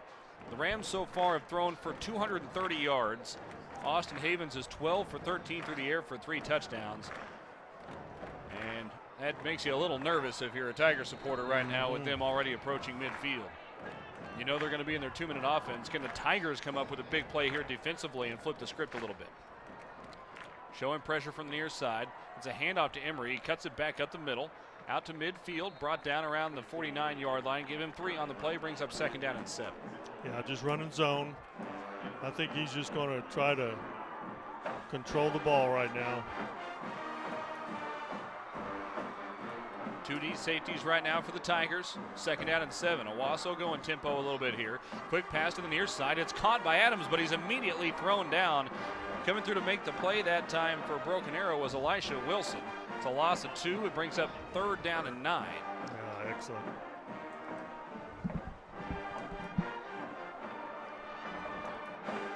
Cole Adams is used to having more space to work with when he catches the football, but Wilson was all over. Did a good job defeating the block because that's just that smoke in the boundary. Two receivers right, two left on 3rd down and 9, 33 seconds before halftime. Havens takes the snap, wants to throw, looking over the right side. It's incomplete. He was trying to find Thomas on the corner route. Well, it did a good job. We dropped the end then. We run like a zone pressure. We dropped the end, and you don't see that. But what happens, the quarterback, the end was right in the throwing lane, so the quarterback had to throw it over him, which made it high to begin with. Cody Chase has been on the field only once, but he didn't actually punt the football. The fake punt got the first down for Owasso and led to that 3rd touchdown. I think we'll make him punt it this time. Moore is back. There's the snap. The kick is away. It's a high, wobbly end-over-end kick. Moore makes the catch, a fair catch at the 24-yard line.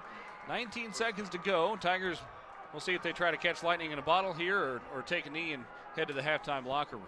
Yeah, maybe we can get Madison in here before halftime and see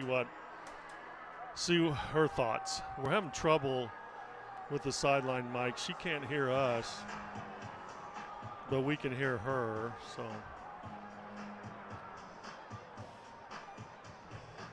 see if we can get a hold of her here. 19 seconds before the half. Spears Jennings lined up left. Owasso has the full cloud coverage on here. Four guys more than 10 yards off the line of scrimmage. Here's the snap. They hand it off to Jones, cutting it back to the right side. Got a little room to work across the 30. He's undercut at the 35-yard line. Got up, tried to keep running. Oh, and then he got hit late. There's a couple of flags. So the extra effort trying to convince the officials that he was still upright may have convinced a defender, and he bought the Tigers 15 yards. Here we go. That's one. Chris McClellan's like, I thought he was still running. He comes over to the sideline doing, weird, shrugging his shoulders. So the Tigers all of a sudden at midfield, 13 seconds to work with. We'll see what they can do with it. Mm-hmm. Two receivers left, two we're right. We're having success running, obviously, because you're in a prevent type defense. Yeah, Jones is almost up to 50 yards. Stever wants to throw it, looking left. Doesn't have a lot of space. Now scrambling to his right. 7 seconds before halftime. He's able to get out of bounds over the far sideline. Little late of a push, and here comes a 15-yard penalty. 5 seconds to go, and the Tigers are going to have a shot at the end zone here. Yes. How about that? I mean, there's no guarantee that they can convert, but wow. I don't think anybody expected the Tigers to have a shot to score here. No. With only 19 seconds to go, unless it came on a big home run type play. Certainly not working their way down the field. Down here. Well, let's see. This spots the ball at the 21-yard line. That's excellent. Owasso, we'll see what they do here. So you can run your full passing game here. Kicker's on the field.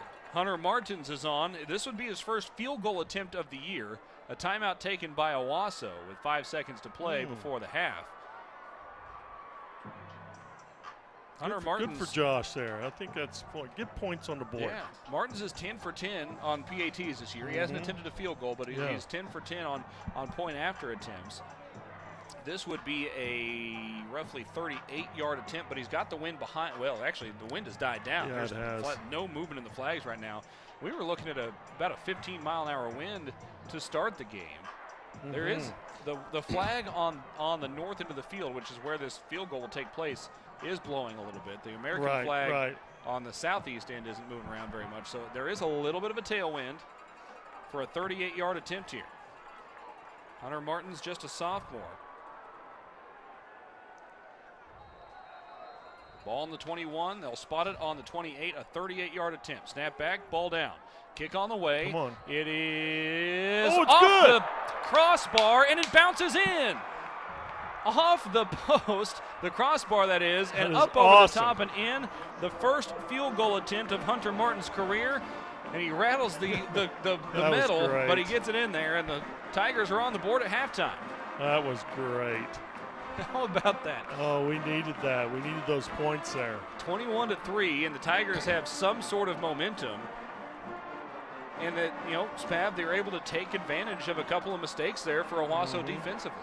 Right. And, of course, we made some, we had our own issues to begin with, having the ball on a 30-yard line and then, getting those penalties. But then having them come here, you know, and hitting the penalties, just because we had 2 drives where we drove all the way down, and we needed those. I thought the first one, when we had about 1:40 left, we were doing such a great job of offense, and then we just shot ourselves in the foot, and then that one was just really something that we needed to get those points. It's the difference between, it might not look big on the scoreboard, but it's the difference between knowing you can get points on the board and still having that question going into halftime. We will take a break. We got a couple of things coming up for you during the half. Another 100-yard segment with Madison Dildine is coming your way. We'll also hear from Ken Ellett, as I understand it. So we got plenty coming your way here at the half. The halftime score, Owasso 21, Broken Arrow 3. This is Broken Arrow Tiger football on ArrowVision.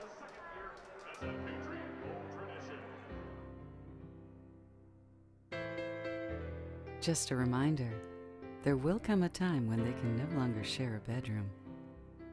That's why we have a complete array of home loans, so that dream of more space can come true.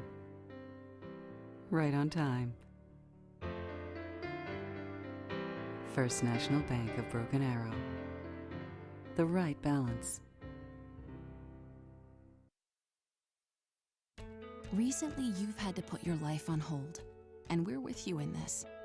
At Ascension St. John, we're now open for appointments, and we are fully prepared for your safety and our care. As we open our doors again, our doctors, nurses, and care teams will continue to wear personal protective equipment. We've taken even more steps to clean and stringently disinfect all areas. We will maintain distancing in our waiting rooms, and will continue to limit visitors. And we will still screen all staff to protect their health and yours. Our emergency rooms are here 24/7. Please do not delay care. We're still delivering babies and performing surgeries. And we're open for your appointments, from specialists and surgical care to routine care and health screenings. Ask us about virtual visits. Ascension St. John continues to care for you, as we have been for almost a century. Thank you for trusting us.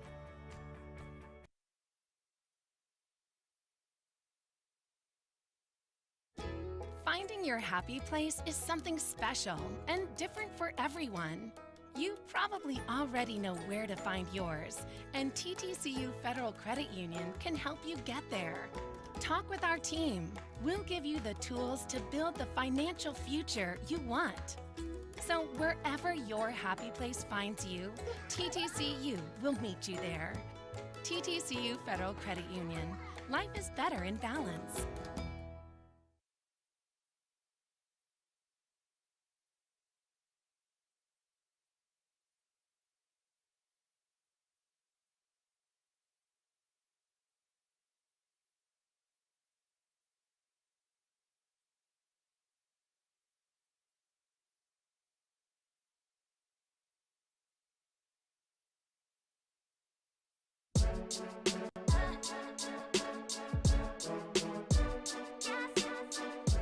Hey Tiger football fans, I'm Madison Dildine, and we're here at Tiger Memorial Stadium about to go 100 yards with assistant head coach Josh Washington. You ready? Yes, ma'am. Let's do it. Coach, you were an all-district running back and then named Class 6A Offensive Player of the Year coming out of Owasso in 2009. How does it feel to be back in the Tulsa area? My family and I are excited to be back in Tulsa. Just had our first child, about 11 months old. And so it was an exciting time. We hadn't been back home in about 3 years. And, you know, it's just awesome to be around family and get around Oklahoma football. That's awesome. Following your time at Owasso, you played in the Big 12 at Iowa State for 4 years. What drove you to coaching? I think just seeing something I had a passion about seeing kids and helping them achieve their goals on and off the field. And, you know, it's something that Coach Blankenship always talks about here. It's more than football. And trying to get these guys to instill values in life they can use life after football, long after football. Yeah. What excites you the most about this team? I think their energy. These guys work hard and they come with juice. I mean, that was evident from the get-go. They're so raw and they just want to be successful and they're buying into everything that we're selling them. And, you know, I think it's just the raw juice and the raw energy they produce. Friday night, the Tigers are at Owasso, which in a sense is kind of a homecoming for you. How will it feel to be back on the sidelines in Ram territory, but as a visitor? Yeah, this will be the first time in however many years I've been associated with Owasso that I'll be on the visiting sideline. But hey, once toe meets leather, it's you either with us or you with them. So. Absolutely. Not only are you the assistant head coach, you also coach defensive backs. Who's a few players that Tiger fans should keep their eye on the defense? You obviously know Memphis. He had a big play last week in the Union game, a big-time interception. He's kind of the guy who gets us all lined up. I think a name that you will know that you need to circle is Buddy Mack. This guy is a big-time playmaker, kind of just get him involved, and I think he's going to have a big-time game this Friday. What's one thing about you that Tiger fans don't know that you want them to know? I love fried chicken. You know, any form of good fried chicken. I consider myself a fried chicken connoisseur and a burger connoisseur. Not making it, but eating it, you know, receiving it. That was 100 yards with assistant head coach Josh Washington. The Tigers take on the Rams this Friday at Owasso Stadium. Kickoff is set for 7:30 on ArrowVision.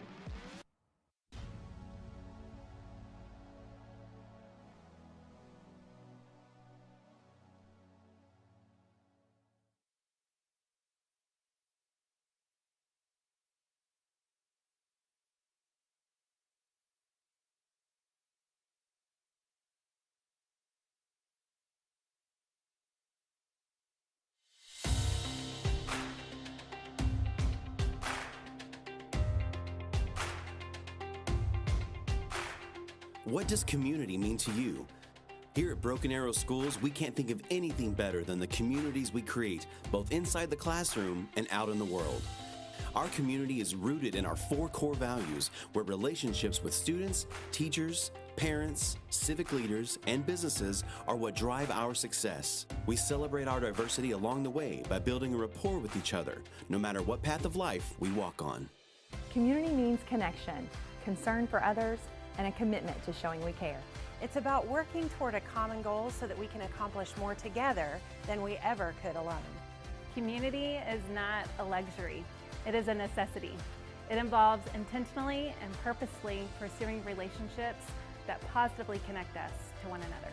Community means new beginnings and embracing challenges.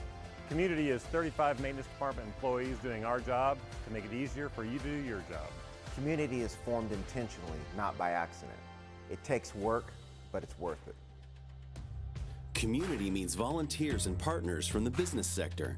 Tireless hours of giving time, money, and helpful hands are what make our businesses unique in Broken Arrow.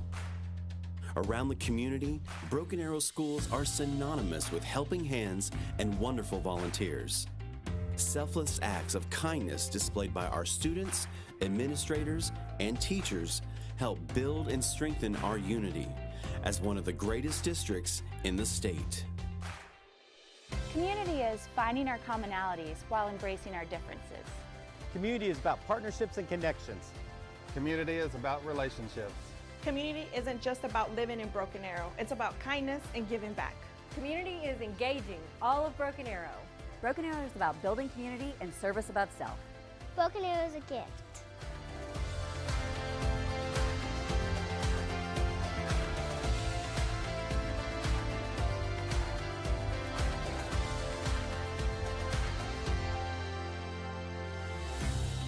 Community means providing resources and activities to further enhance our academics, athletics, and fine arts programs.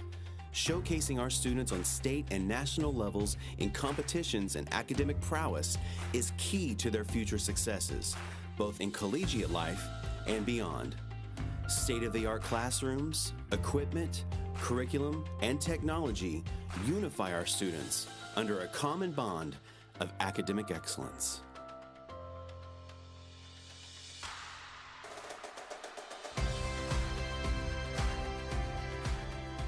Community is starting new traditions and building a championship culture. Community is building champions for life. It's creating an environment that inspires our students to achieve their highest academic, athletic, and personal potential. Community is showing up in droves of black and gold and cheering the Tigers on to victory. Community is taking pride in working together. Community means a sense of belonging where all our students feel accepted and loved. Community is 31 school sites all across the district, using technology to teach our kids in innovative ways. Community is feeling connected. That connection comes from being part of something that's bigger than yourself, giving more than you take, and having compassion for others. Community is all of us working together to educate and empower students and families to make our world a better place. Community is 13 years at Broken Arrow Public Schools and graduating with 1,300 of my closest friends.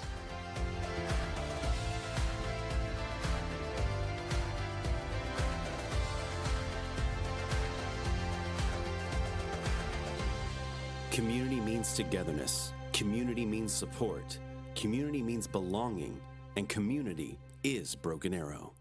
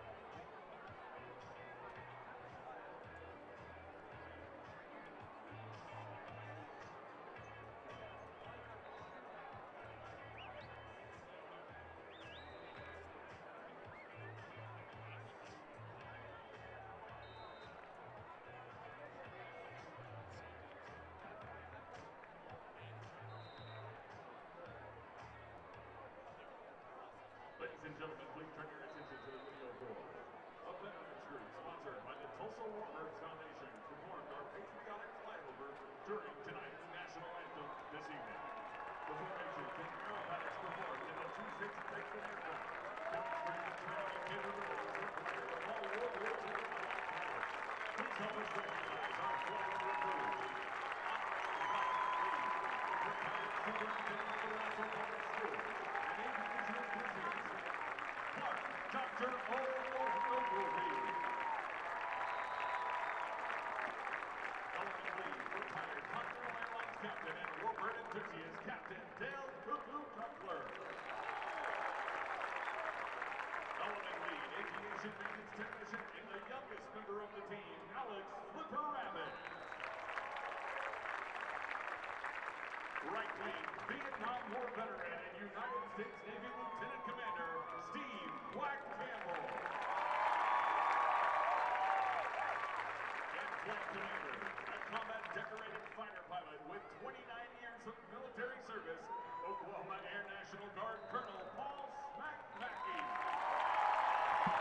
A few veterans being honored here in Owasso at the halftime break.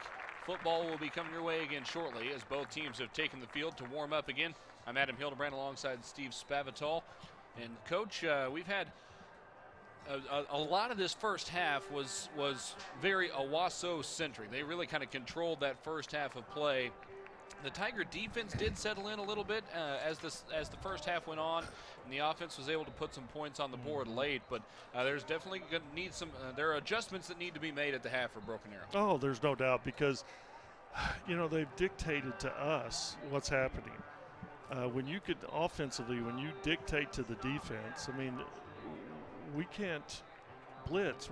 They're controlling everything that we do, and we're unable to settle down and do what we need to do to be successful. And it's the same thing on the other side of the ball.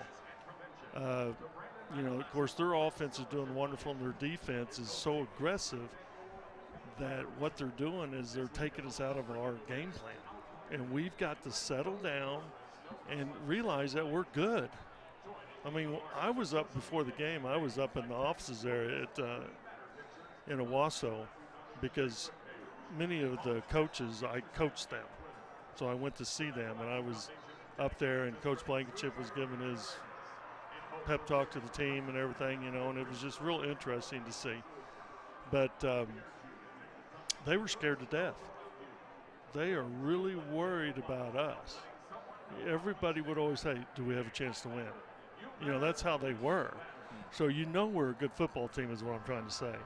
And we have to settle down, and we need to get the ball to our athletes, and we really need to just settle down and get back into this game. Well, and you look at the 21-3 score, and you think, wow, man, the Owasso offense must have just run roughshot. Not so much. I mean, there's the big 91-yard touchdown pass. That's it. So it was a big busted play. Two blown. They had two blown plays for touchdowns, and then the third drive that scored a touchdown was stopped, and that fake punt kept it alive. Exactly. And so it's not as if Owasso has just run over Broken Arrow's defense, but a couple of big plays and a couple of simple mistakes have really put Broken Arrow in a hole here. Now, this is one thing that we talked about before the game. And Broken Arrow has plenty of time to try to make a comeback in this one. But these are the games where you are putting different guys out there. You want to learn who's going to step up to the plate and bow up and react well in a situation like this, because the second part of the season starts next week with district play. Right. This is a big half of football for Broken Arrow to learn. Who are those guys that are going to step up in these situations where your back is against the wall and you don't have another option other than to just put your nose to the grindstone and move forward? That's right.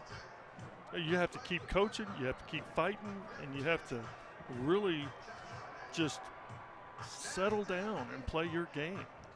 You can't make crucial mistakes by getting penalties. The penalties can be costly at this time too. You don't need that.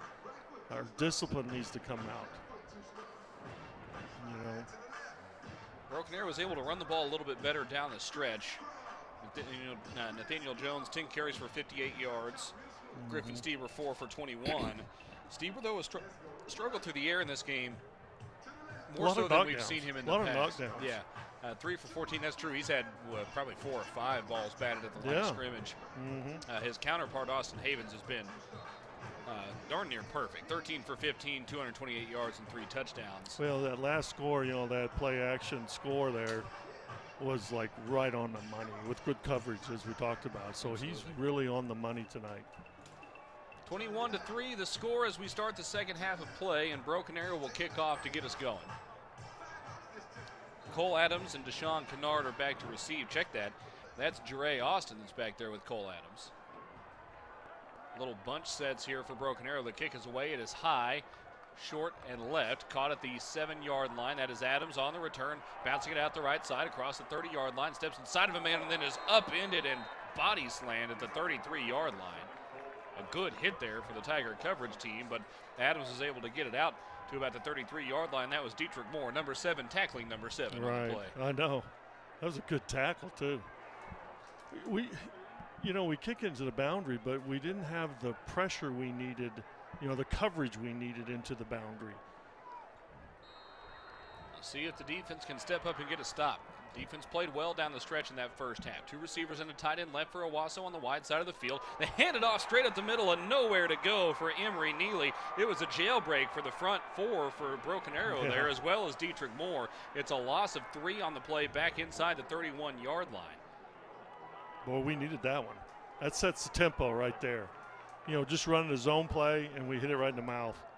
Connor Willie steps up to help make the stop there as well. Here's a whistle and movement on the play. Is that against Owasso? Saw Adams. No, that's against us. That's against Broken Arrow.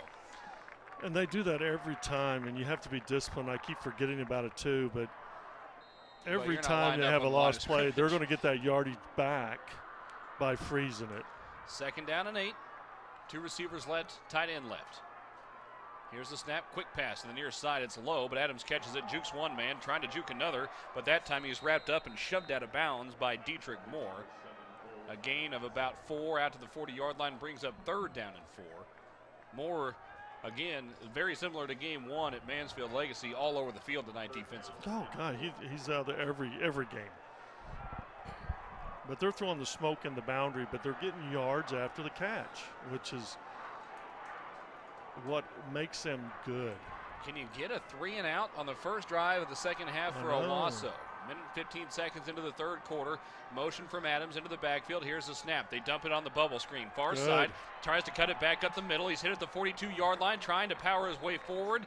He got a good spot, but it's not enough. He's out to the 43-yard line, and 4th down and 1 coming up here for Owasso, and the offense is on the field for the moment. Checking into the game is Jackson Woods, the starting tight end. And now, that was actually a defensive lineman that ran into the game with jumbo package here. That was Tyler Rich, the 6'2", 285-pound defensive tackle that's into the formation for Owasso. Now Bill Blankenship calls timeout. 4th down and 1 from the 43-yard line for Owasso. Nearly 2 minutes gone by in the third quarter. I think they're getting a kick team in now, the punt team. Yeah, the punt team's coming in now. Well, as we saw earlier, and that doesn't mean it's a punt necessarily. I know, that's true. It seemed to me, Spav, that fake punt that Owasso was able to convert earlier might have just been a read for the punter, Cody Chase. I think it was.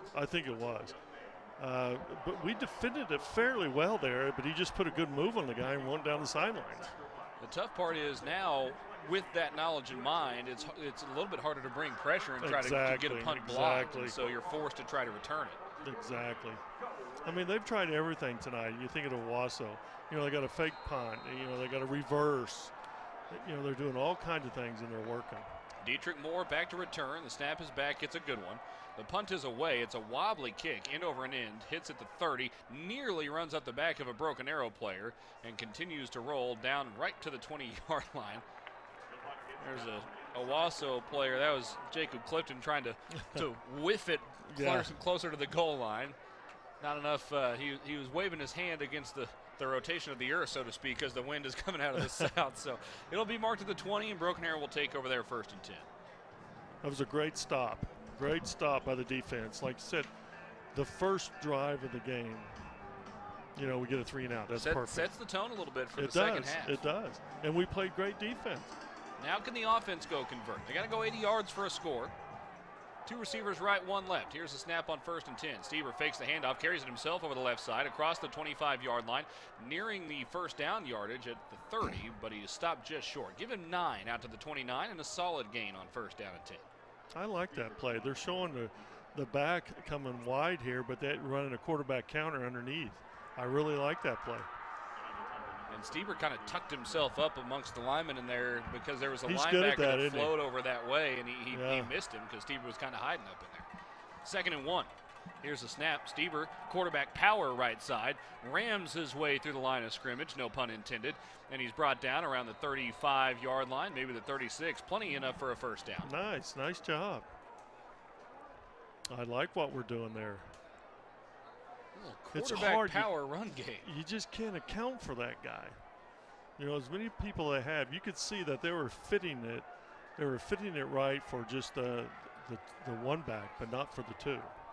A set, 2 receivers. Stieber steps up, launches it up the left side, looking for Spears-Jennings. He leaps, and he can't get there. Well covered up the near side. On the coverage that time was Brandon Ramsey, and it brings up 2nd down and 10. Jeremy Bryan, our spotter, makes a good point. Spears-Jennings changed his gloves. He had those bright gold gloves on in the first half. He's got, it's either silver or white now. Yeah, he almost made a great catch, too. 2 receivers and a tight end right. Split to the left side by himself. This time is Sterling Ramsey on 2nd down and 10. Jones moves to the right of the quarterback, Griffin Stieber. He takes a snap, looking right, throwing right. It's too high. Yeah. Incomplete. Wilhite was a little, either the throw was early or Wilhite was late breaking out of the route, one of the 2. Well, I think it was early because he sent the kitchen sink that time. You got a 6-man blitz coming. You're getting what we used to call cross dogs. You're getting the 2 inside backers crossing, and I mean, that puts a lot of pressure on that center. 3rd down and 10 for Broken Arrow from its own 35. Broken Arrow moved the ball 15 yards in 2 plays, but hasn't moved anywhere in the last 2. Here's the snap. Stieber under pressure immediately, steps up, throws over the right side. It's deflected, incomplete. Sterling Ramsey was able to get a hand on it, but no more, as Stieber was immediately under pressure. And, you know, they didn't even blitz, and that's what I always talk about a good defensive line is that they can put pressure on the quarterback. You can put pressure on the quarterback without blitzing, and that's what they did right there. You got Chris McClellan at defensive end, who's 6'4", 295. Tyler Rich in the middle is 6'2", 285. So they've got good size and good athleticism McClellan up front. is a stud. 4th down and 10. Stieber on to punt. He stands at his own 21-yard line. Back to return is DeRay Austin. The punt is away with the wind. It's an end-over-end kick that hits inside the 30 and takes a little bit of a pro Tiger hop inside the 25. Both teams forced to punt on their first drives at the second half. 8:36 to play in the 3rd. Owasso still leads 21-3. Yeah, that was. I think one of the reasons why they're coming at putting pressure on the punter is the snapper is. The snap is really slow back there. No, Owasso, their entire offensive line graduated last year. I know. And those guys up front are still growing together quite a bit, but they've been pretty solid in this game. They're surprising me right now. 2 receivers left, 2 right on 1st and 10. Quick pass to the left side as a new quarterback is in the game, it looks like. That's caught by Adams, trying to break room over the far side. Breaks a tackle at the 40. Now reversing course back to the near side, back to the 35-yard line, but looking for a gap. Across midfield, he's got blockers in front. He's eventually ushered out of bounds in Broken Arrow territory. Finally pushed out by Javion Franklin around the 42-yard line of the Tigers. That was, that kid's I think good. Adams ran about 150 yards on that play, Spav. I know. He's good. Golly. That is a new quarterback in the game. Mason Willingham is in the game calling signals right now for the Owasso Rams.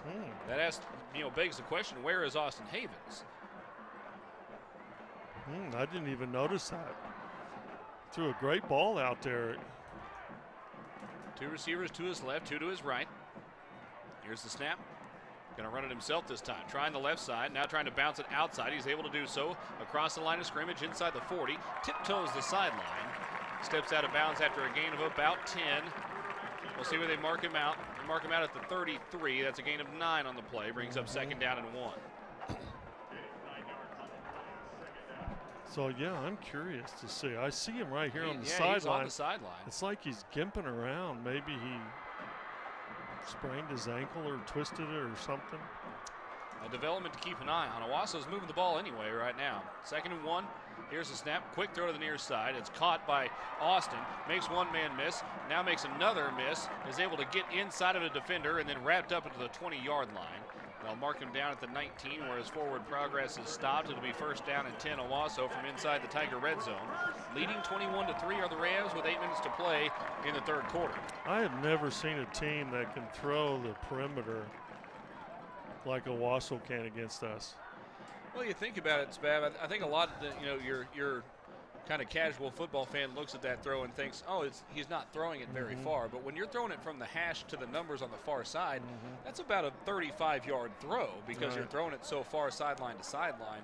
And you got to get it out there in a hurry for those types of plays to work. But I think what I'm saying more than anything is that we defend those so well. I mean, if you look at the history of our defenses, playing the perimeter, we are good at it. But tonight, we're just not good at it. We're just not where we need to be. I would think the speed of the skill guys for Owasso have a lot to do with that. Absolutely. And plus, the receivers are better blockers, too, than what we've seen. But they do a great job of the perimeter game, which is really giving us fits right now. And they have to. That's probably their ball game because of the fact they can't run the ball inside very well unless they use the quarterback run game. Yeah, Owasso is averaging 4.4 yards per carry on this drive, but the guy who runs it up the middle more frequently than anyone is Emery Neely, and he's only averaging 2.5 yards a carry. So they have not run the ball at the middle particularly well. The down Tiger was Jalen Franklin, walking off the field under his own power. Looks like it's cramps. Cole Adams is going over to get in the Tiger huddle. Oh, he wants to line up over there apparently. I thought he might just want to listen in on what the defense is going to do. Tigers need to get lined up in a hurry. Student section's trying to get fired up over across from us, looking for a stop from the Tiger defense. 1st and 10 Owasso from the Broken Arrow 19. Quarterback run over the right side. Steps inside of a man at the 10. He's hit hard but pushed forward. Mason Willingham down around the 8-yard line. It'll be 1st and goal for Owasso from there. Yeah, they had a little pull there. It's like a split zone in a roundabout way with the quarterback. See, when you're fitting game, it's so hard to fit the quarterback if he's a runner because that's actually another man. You have to try to find another guy to fit in there. 2 receivers left, 2 right, 1st and goal. Willingham wants to run it again. A lot of room up the middle. He's right behind one of his offensive linemen. He's eventually tripped up and brought down at the 1. Kind of ran up the back of his own blocker there. Yeah, they're just running. They're pulling backside and running the quarterback following him. Dietrich Moore on the stop. 2nd and goal from the 1. Tigers trying to poke the ball loose now. Well, a lot of movement early. There's some flags. That'll back Owasso up 5 yards. Looked like the rest of the line was together on 1, and the center might have been going on 2. Well, they're just running that same play 3 times in a row here where they're just basically. Mason Willingham was showing some frustration. It might have been because he thought he was going to find the end zone on that play. Yeah. Quarterback run. Yeah, just running a little power game with the quarterback and the fullback. Sprinting off the field to the far side. Now there's a little confusion in the defensive backfield here for Broken Arrow. Here's a snap. Willingham running it, cuts it up the right side. He is spun sideways but breaks the tackle and dives forward into the end zone. Touchdown Owasso. Boy, that's that same power game. So that's tough. But see, what's tough, and I'm not really coming across to the public very well, is that when a quarterback is a running back, if you have one back there, let's say, you're going to always have one extra man to fit on the run. If you have a quarterback that runs the football, now you got to have 3. And it's tough when you're wide open to spread offense. Tigers got some pressure on the kick, but couldn't quite get to it. It's up and good, 28-3. Owasso leading.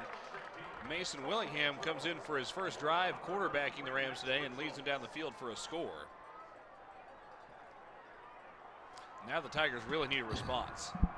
Well, we've got to find a way to get that extra guy in the box to help on that quarterback run game. But it's so tough. I mean, it is so tough because once you start doing that, then they throw the perimeter, and then they've got you outmanned on the perimeter. So, you know, what Coach Blankenship is doing, Bill Blankenship, the dad, his offense is just phenomenal. He's had some practice running offenses in Oklahoma high school football, certainly. But he has such tremendous talent for what he needs. He may have a brand new offensive line, but his skills are just tremendous. You were talking about some of those backyard bowl matchups back when you were coaching at Union, and the tough part, when you have that many skill players that the opponent has that you're trying to face, it makes it very difficult to essentially choose who you're going to guard. Here's a fair catch. Caught up the near side for Broken Arrow on the kickoff at the 30, right at the 31-yard line. It'll be 1st and 10 from there, but it's scary. Coach Bill Blankenship knows his goal is to get his playmakers the ball in space. Well, when you can line up 4 different playmakers spaced across 52 yards, and then have your quarterback run with the football, you can't defend it. You're always going to be a man short in the box. 1st and 10 from the 31 for Broken Arrow. 2 receivers right, tight end right. Here's a snap, hand out to Jones, straight up the middle. Bottled up immediately. They do give him a yard out near the 32-yard line. It brings up 2nd down at 9. So the line of scrimmage was moved forward there. Just no holes for Jones to run through. Their D-line is just dominating our front. You know, they're creating a new line of scrimmage by pushing us back. 6:22 to play, 3rd quarter. Owasso leads 28-3. Broken Arrow looking for some magic here offensively. Here's another handout to Jones. Trying to bounce it over the right side. Not a lot of room, maybe a couple more out near the 34. Going to be 3rd and long here. Oh, there's a very late flag. Very late. This could go against either, to be honest. We're pointing at them. I didn't see a lot of like frantic movement there or anything. It is a personal foul against Owasso. That'll move the chains for the Tigers. Good. I mean, those were some real extracurricular activities. I mean, that was a good 6 late. or 7 seconds after the play. And it was kind of in a little muddle there, and we couldn't figure out what happened. But, you know, they're playing good defense. They just give us some more life right here. And you got to be careful when you give us life. We got a punch set up top. Chris McClellan trying to fire up the Owasso faithful. Quick pass to the far side for the Tigers. That's Marion Horn trying to find a way to break through the blocks. He's able to bounce off a defender and now get outside. There's a flag laid. That could be illegal hands to the face as Nick Fuller had his helmet come off.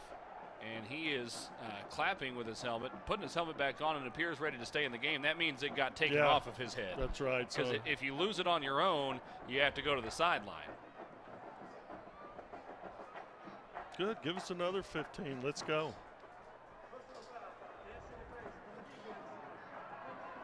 It is indeed illegal hands to the face on Owasso. The Tigers had already gotten about 5 yards on that play.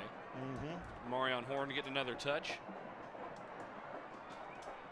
That'll move the ball all the way down to the Owasso 30. But just giving the ball to Horn on the perimeter, he's going to make yardage with it. He's going to have yards after catch. 1st and 10 from the 30. Going in. Moving right to left. Hand out to Jones. Straight at the middle. Dancing his way through the line of scrimmage. He had a seam there. It closed up pretty quick, but he does get 3 down to the 27. It's a good call. You know, they've got to be careful with their pressure with their D-line, and we're going to find those little seams. 4 down linemen, 2 linebackers. The Ram backer is split out to the near side trying to cover up the twin receiver set. That's Ramsey stacked on top of R.J. Spears-Jennings on the near side. That's the wide side of the field with the ball on the right hash. Stever wants to throw, looking over the middle, fires it to the far side, sailed the throw, it's incomplete. I think he threw that high on purpose, was trying to get rid of it. Had to, that's right, because it was too well covered. You know, they had the underneath of it. You know what Owasso's been doing pretty good is getting a guy underneath the route and forcing us to throw over top of it, and we're throwing the ball a little high. 4:58 to play in quarter number 3. It's 3rd down and 7 for Broken Arrow from the Owasso 27. This is 2-down territory. Straight up the middle, Stever carries it himself. Ooh, didn't get a great spot on that. He's tripped up for a couple of yards down to the 25. I thought maybe he'd gotten down closer to the 24. I did too. It'll bring up 4th down and 5, and as I suspected, yeah, Tiger offense remains on the field. Absolutely. Trips left on the wide side. Tight end right. Hard count doesn't work. Stever turns back over towards the far sideline. 15 seconds on the play clock. Oh, see, there we go with the freeze. That's what they.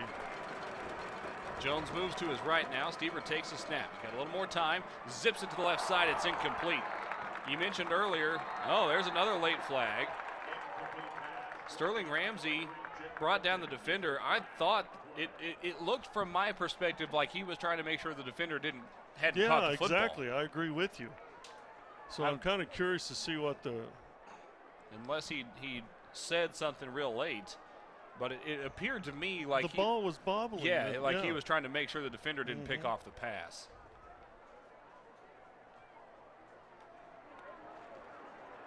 See what we can get.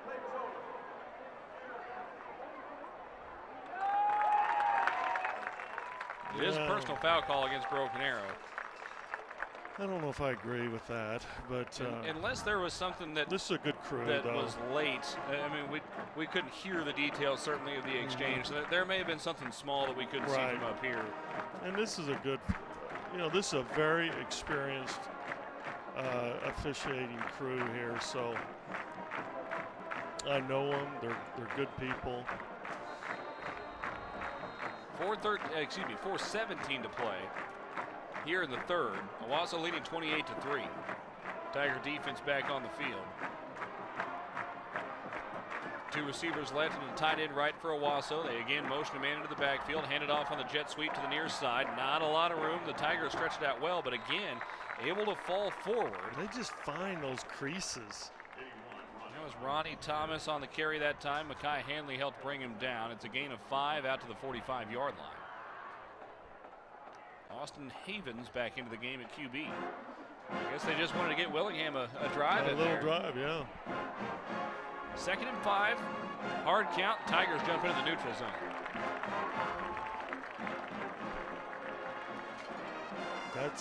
You got to practice that every day. I mean, every time I faced a Bill Blankenship offense or whatever, or something, I always practice that every day. It'll be on film a lot. This will be gone over tomorrow, certainly. It's tough, though. It's something you got to practice. Especially at this point in the game where you're trying to make something happen defensively. Right. You're trying to create a turnover. You got to be a little more aggressive.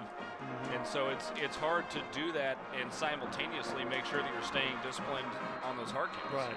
And Owasso's keeping things real simple now because, it's father versus son. So he's still going to try to win this ball game. That's no doubt. But he's keeping things real simple.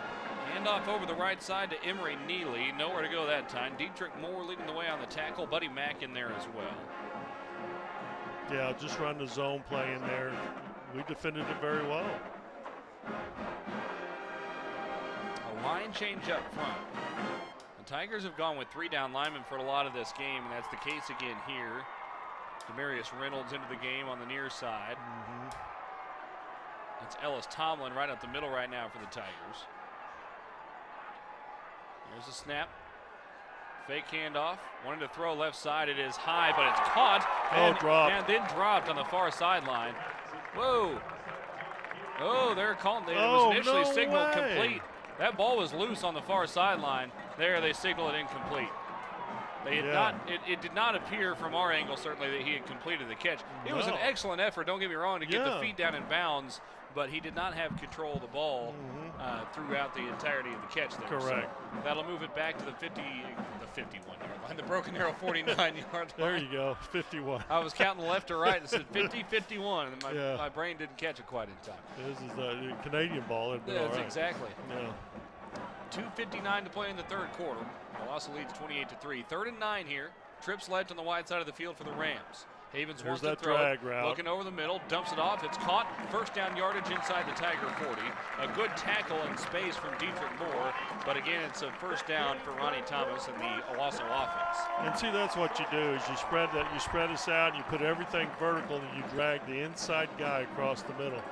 He hides himself from the linebackers, and it's just, the whole key is if you see green grass in front of him, get him the ball. But if you're in a zone concept there, the linebackers are dropping back because it's third and 9. Here's the snap. Quarterback runs straight at the middle. Nowhere to go that time for Austin Havens. He's brought down for no gain. It'll bring up 2nd down and 10. But see, when check that new quarterback in the game again, that's Willingham. Oh, yeah. But when you're 3-by-1 in a formation, 3-by-1, and inside guy and trips comes under, your backers have a tendency to move to the trips because that's where the receivers are. And when they move to the trips and that guy drags, the one is over the center usually by that time, and then you're giving him some field. He's got a full range of speed going into the boundary, and it's just hard to defend that. And often it's a guy who's quicker than the linebacker that's trying to move with him. Yes, I know. It's a tough play. And that's a play that my sons do, in the leech ball, the leech ball. And that's something they do because that's the reason. It's difficult for a linebacker. You got a linebacker on a skill player. That's a mismatch. Mike Leach certainly changed a lot of the way that the game of football is played offensively. He's widely known for his press conferences where he gets on a train and kind of runs off track. Oh, I know. Have you seen the clip of him talking about the Pac-12 mascots who would win in a fight a few years ago? I know. That's one of my favorite clips from a football coach ever. But he's a history buff too, and he'll tell you history. But you look at USC, leech ball. You look at Houston, leech ball. You look at Texas State, leech ball. You look at Arizona Cardinals, leech ball. 2nd down and 10 from the Broken Arrow 39. There's that flare back. Havens wants to throw it. Now he's trying to scramble at the middle, makes a man miss inside the 35, hit and knocked sideways. It's a gain of 9 down to the, they actually mark him down back just outside the 31. Oh, wow, good. He did not catch a break on that spot. I thought he was down close to the 30. Well, we had it defended so well. That was that motion and then reverse the motion. Yeah, that was a broken play that he made something out of. Yes, and get the flare, and he was going to that flare, and we had it covered. 3rd and 3, 1:38 to play in the third. Owasso leading 28-3. Bunch set here, two receivers right. Adams motions into the backfield. They hand it off to him on the jet sweep. It's well stretched out, cuts it back at the middle. A flag is down at the line of scrimmage. He's got first down yardage down to about the 25-yard line, but the flag is in the area of a potential hold. Yeah, and that's a stretch, and that's usually the biggest concern you have with offensive linemen as a stretch play is holding. It is a hold against Owasso, but Spav, what stands out to me most about that play is the athleticism of Cole Adams. The Tigers had that strung out. He had nowhere to go, and he somehow still cut it up and got to see him about 6 yards. I know. It's unbelievable how talented these skill players are.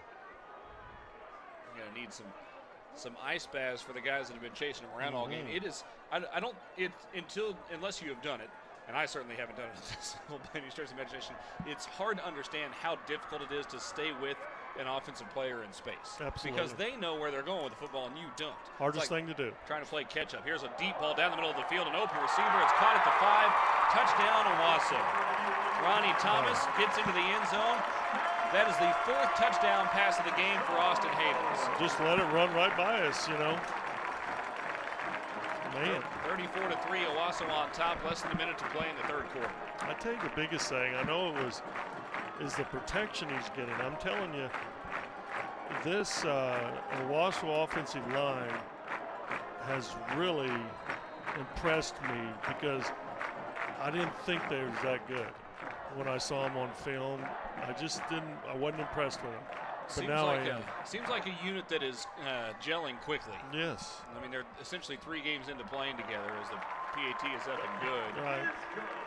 And this is an Owasso team that was expected to win the state championship last year. They went undefeated in the regular season. Got knocked out in the semis, if I remember correctly. But, correct. You know. No, they played Jinx in the finals. They did play in the championship game, that's right. So made it all the way to the finals undefeated and lost. But it's a group that a lot of their defense is back. All of their skill guys are back from last year. That offensive line was the big question mark. And clearly that question mark is starting to take shape a little bit, and it's certainly not all bad for Owasso by any stretch of the imagination. Well, my wife just texted me and she says, I think our O-line is struggling. Now, is that a coach's wife or what? I mean, her and her friend Emily are just sitting there probably going there and just talking back and forth about what we need to do, what we shouldn't do, you know. Usually when I watch games with hers, I just really don't pay much attention because she... Here's a high kick to the near side. Now, the real question is, whoa, that is caught at the 32-yard line off the bounce. Tigers were fortunate. You don't generally get a straightforward bounce with a football like that, but it worked out okay. Broken Arrow will get it at the 32-yard line. Now, the question is, does she text your son the same thing during games while she's watching Texas State games? That's a good point. Hey, I think your offensive line is struggling. She texts me and tells me. Hey, tell him. I think we need to change quarterbacks. You pick up the red buzzer phone, the rotary phone, straight to the sideline. 35-3, Owasso on top. Broken Arrow looking to get something rolling offensively here. A handoff to Jones, straight up the middle, squirts through the line of scrimmage. Solid gain. He's spun around, kind of folded up, but he falls forward for a gain of about 6 after the 38-yard line. Very nice. That was a good play. It's just a little simple zone, but he just found the hole and just penetrated through there. Did a good job. Jones is still averaging a little more than 5 yards a carry, and some of that is he broke a couple of good ones late in that first half, including a 21-yarder. Right. He's got an injury there, an O-lineman down. I can't see his number. Broken Arrow's had a couple of guys banged up in this game. Offense has just been a little inconsistent. Only 135 yards in the game. 106 of them have been on the ground. This has been Spav, we talked some about the untimely penalties for Broken Arrow. This has been a penalty-laden game for both sides. Owasso's got 10 for 105 yards. They had some personal fouls too. Yeah, so this has not been the most disciplined of games from either of these teams. Well, tell me about your weekend with OSU. There's TU's heading to Stillwater tomorrow, and both teams struggled against FCS now you opponents. worked the radio, didn't you? Yeah. I'll be on the pregame show tomorrow. It's a breakfast edition because of the 11 o'clock kickoff. So we'll be on the air at 9. It'll be an early contest. That is Chance Marek walking over to the sideline. So an early one tomorrow. Pregame coverage starts at 9 o'clock on the Cowboys Sports Network. How's it like working with your mentor? You might say it's awesome. That whole team. When I first had the chance to do that 2 years ago, I basically just brought a notepad with me and wrote down everything that I saw all season, because those guys as a group, to sound that good on Saturdays, a lot of work goes on behind the scenes, and those guys are on point all throughout the week on what they're going to talk about and go over. Here's a snap. Stever trying to take it himself at the middle. No room to work. It'll bring up 3rd down and 6 as he lost a couple yards back to the 36-yard line. You know, working with a group like that, it's got to be kind of intimidating too, because they are like studs. It is. I definitely want to make sure that I'm pulling my own weight. Yeah, I can see that.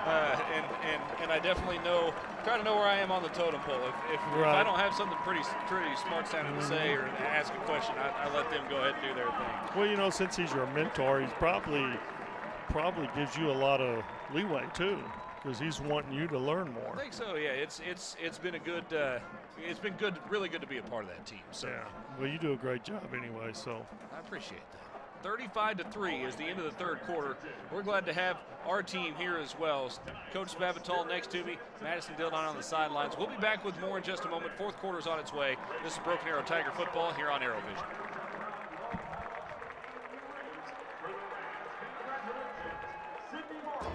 Finding your happy place is something special and different for everyone. You probably already know where to find yours, and TTCU Federal Credit Union can help you get there. Talk with our team. We'll give you the tools to build the financial future you want. So wherever your happy place finds you, TTCU will meet you there. TTCU Federal Credit Union. Life is better in balance.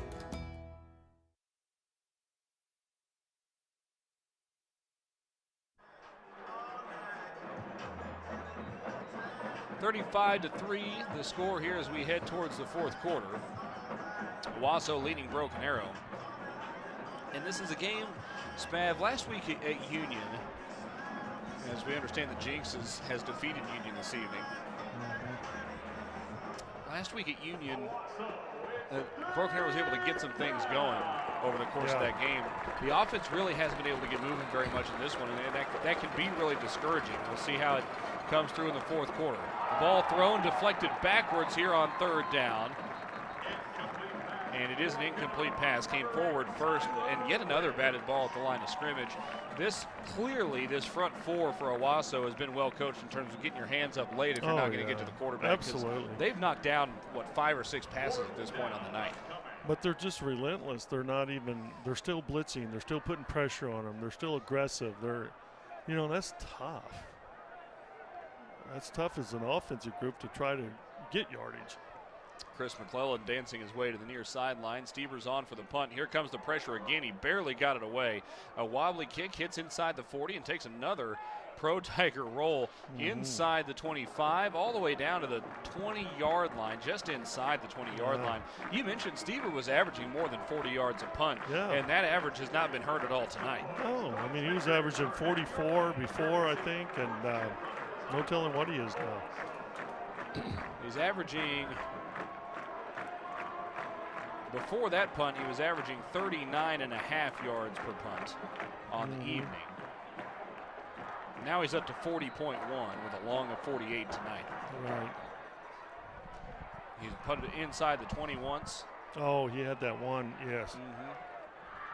Unfortunately, he's punted for 281 yards because he's had to punt 7 times this evening. Here's the snap on 1st and 10. That's blown up in the backfield, and the ball carrier is wrestled down all the way back at the 14-yard line. An excellent push up front from the Tigers that time. On the carry, that's a guy who's not on the depth chart carrying the ball there for Owasso. That's Jakari Thomas. Well, he is on the depth chart, but he's on the depth chart as a wide receiver. Well, the guy who blew it up was Mitchell Banning. He just blew the thing up. The running game is not what has hurt Broken Arrow tonight from Owasso. No, it's the throwing game. It's been the passing game. The running game, they've been able to hold Owasso. It's 4.6 yards a carry, but it's not like they've been really, it doesn't feel like big chunks. There's a couple of longer runs, but that's it. Because they throw the ball more. To this offense, throwing it out on the perimeter is a run. Right. Those smokes, bubbles, and things of that nature are runs. Cody Chase, has a rush for 26 yards. Dre Austin has a long of 22. But most of those, everybody else is carrying the ball for 4.5 yards a carry or less. See, everything they do offensively, and we're pretty much the same way, is you want to try to create a play that's going to move a linebacker. If you can move a linebacker out, then you can pull it and do some other things with it. But they're always doing a design is to try to widen or narrowing the linebackers. 2nd down and long for Owasso from its own 14-yard line. 2nd and 16 to be specific. They fake the handoff. Running to his left is Willingham. He's in trouble all the way back at the 5-yard line, and he just throws it away over the near side. Willingham able to get rid of it as he was running for his life to the near sideline. Yeah. 3rd down and 16 coming up. Yeah, we had that pretty much covered. We did a good job on that. But like you're saying, we're not playing bad defense. We've given up a heck of a lot of yardage, almost 500 yards in yardage. But it's all been through the air. 333 yards through the air for the Owasso offense tonight. And yardage after catch is the key. They're and that's able where to. that, we knew that they had, really good weapons on the outside coming in. But it's been more superior or impressive than I realized. 3rd and 16. Willingham wants to throw it, zips it out to the near side. It's incomplete. Coming over to provide coverage that time for the Broken Arrow Tigers was Jalen Franklin. Yeah, made him throw pretty quick, and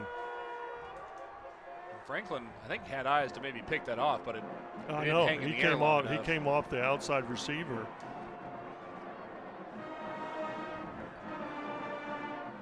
It's a good stop here for us. Punter will punt in the shadow of his own goalpost. It's a high kick, short. Great Caught job. A fair catch at the Owasso 40-yard line for Dietrich Moore. See, I like what Dietrich Moore does. It's a little different than what their return guy does. He catches it, so you're not going to lose any yardage on the bounce. So he catches on the 40. If he would have let that thing bounce, he would have lost 10, 15 yards. Best starting field position of the day for Broken Arrow. Yes, let's go. And that's one thing that we talked about the penalties a little bit earlier for both teams. Owasso has protected the ball well. They did lose a fumble in this game. The Tigers haven't turned the ball over. No, they haven't very much all season. Handoff over the right side. That's Marion Horn going back a little old school now. Power right in the run game with the tailback and Stieber under center. It's a gain of 3 down to the 37-yard line. Brings up 2nd down and 7 with 10:25 to play in the 4th. Well, giving the ball to an athlete, that's what you got to ask for right now. It's never a bad idea to give the ball to Marion just Horn. find a way to get the ball, or put them in there and let them make their own yardage. Horn in at tailback again here. Tight end left, 2 receivers left. Shotgun set this time. Stieber wants to throw it. Looking left, throwing it deep up the left side, and he missed him left. He had R.J. Spears Jennings behind the defense, but the throw was off the mark. Threw it way behind him. I wonder if he maybe thought that Spears Jennings was going to run a different route there, Yeah, because maybe. he threw that like it was Way, he thought it was going to be a way corner. off target. Yeah. Where if he throws that up the seam, it's a touchdown. So they might have got crossways on. I would have just thrown it up in the end zone and let him go get it. He is certainly capable of doing I that. know, Spears it's just Jennings. one-on-one coverage. Trips left. That's Fox in the inside. And the slot is Ramsey. Spears Jennings split out wide. Here's a snap. Looking to throw deep. Stieber now in trouble. Scrambling to his right. Able to break out of the pocket. Pump fakes a pass. Hurdles a man. And he's down to the 30-yard line. Eventually shoved out of bounds. That's 1st down yardage for Griffin Stieber. How about the effort on that Good run? job. Boy, you like to see that from your quarterback. Not so much in the putting his body on the line scenario, but in terms of you're down 35-3, 9:49 to play, it's not looking good. But if your quarterback, who needs to be the leader of your offense, is still out there making effort plays like that, that's a good sign. Absolutely. He does a great job at that, too. Takes the snap on 1st and 10 to Stieber. Hands this into Jones. Great. Sprinting through the line of scrimmage. Breaks a tackle. Breaks another and is finally spun down inside the 20-yard line. That's very close to 1st down yardage. Nice They job. mark him at the 20, so he's about a yard short. Excellent run from Jones. 9.5 minutes to play now in the 4th. Jones adding to that total. He came into this game averaging 62 yards a game, 5.2 yards per carry. He's at 5.2 yards per carry right now. Stieber knocked from his own blocker there, kind of spun sideways while he was hit by a defender as well. It's enough for the 1st down, though. That'll move the sticks. 1st and 10 from the Owasso 18. There we go. Jones now up to 76 yards on the night, 5.4 per carry. Spav, the Tigers have only 1 rushing touchdown so far this year. Do you know who has it? It was the Stieber? It was Stieber. Quick pass to the left side is a little off target. Stieber in week 1 was on point with his throws. He was 9 for 9. He was really fitting in some tight spots. That accuracy hasn't quite been there tonight. No, because we're just running a bubble play, and all you had to do is just throw it to him, and he just overthrew him, or not overthrew him, but led him too much. And I suppose you can probably expect some inconsistencies. I mean, he's in his 3rd game as a starting quarterback. Yeah. Oh, he's going to get better. Don't worry about it. These 3 games. Oh, look out. Immediately had great pressure on him. call. Somehow able to get it away to the screen on the right side. That's Marion Horn, who's knocked down from behind. Gets down to about the 12-yard line. Gosh. I don't know how Stever got rid of that. He did a great job on that, getting rid of it, because he had instant pressure, and throwing that little tunnel screen, the jailbreak in the boundary. Brings up third down and again giving it to Mario Horn. Third down and a short 5. It was about to be third down at about 14 if he didn't get rid of that ball. Exactly. 2 receivers left. Jones to the right of Stever in the backfield. 2 tight ends right. Motion now into the backfield from Horn. They fake the handoff to him, give it to Jones straight up the middle instead. He's hit and bottled up, but he does get a couple yards down near the 10-yard line. That will bring up 4th down and short as we cross the 8-minute mark here in the 4th quarter. Good, let's get that first down and go.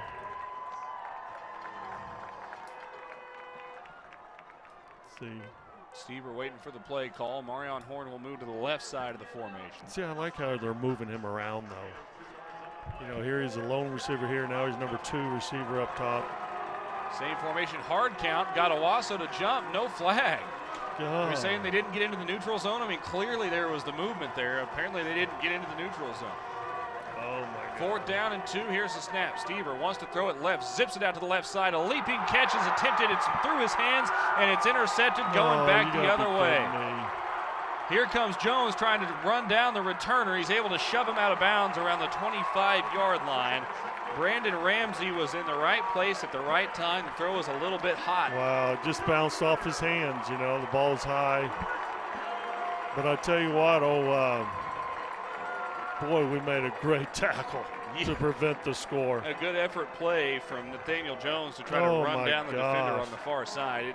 In a game like this, it would have been pretty easy for him to say, that's a long run, I'm going to take this one off. Yeah. But he went and chased him down. I mean, the effort plays are still there. But, you know, that's a sign of a good player. It really is. Because that's things, he didn't have to do that. Generally speaking, that's not going to affect the outcome of the game at this point. That's just inside. He's a winner. Yeah, and a competitor. Correct. 1st and 10, Owasso now from the Broken Arrow 25. The big play that the Broken Arrow defense has been seeking all game, the Rams got instead here late. Here's a snap handoff over the left side. Emery's hit hard and brought down.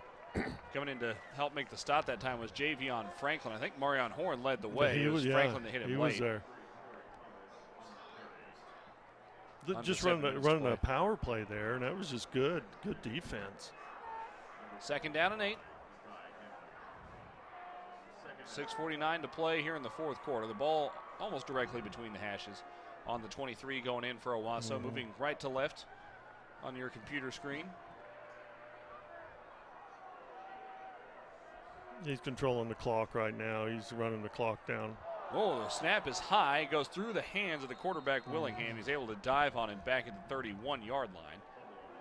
And that's, if you're Owasso in this situation, those are the kinds of things that you're wanting to not see. You want to you want to be crisp here in these late moments, even though you've got control of the ball game. Right, and even when you're running the clock, we used to call it 5th quarter, you know, stuff like that, where you run the clock. And even when you're running it, you want to be, this is practice.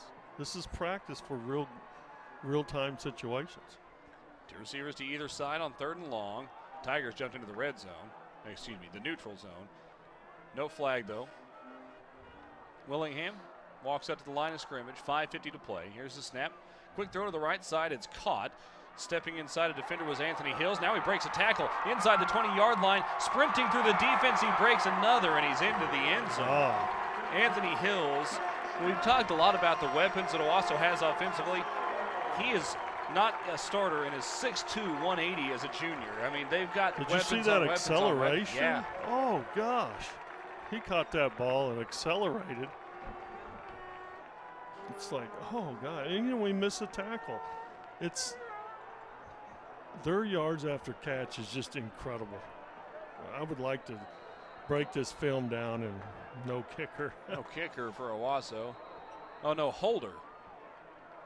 Cole Adams had come out of the game on offense. Wasn't ready to jump in there for the PAT. Right. Snap back, ball down, kick up. And it's good. 42-3. Owasso leading with 5:38 to play. And Spav, we both sat down, pulled our chairs up to the desk to start this game, and both said, "We think this is going to be a really good ball game." This was fairly unexpected. Well, you know, I really thought several things.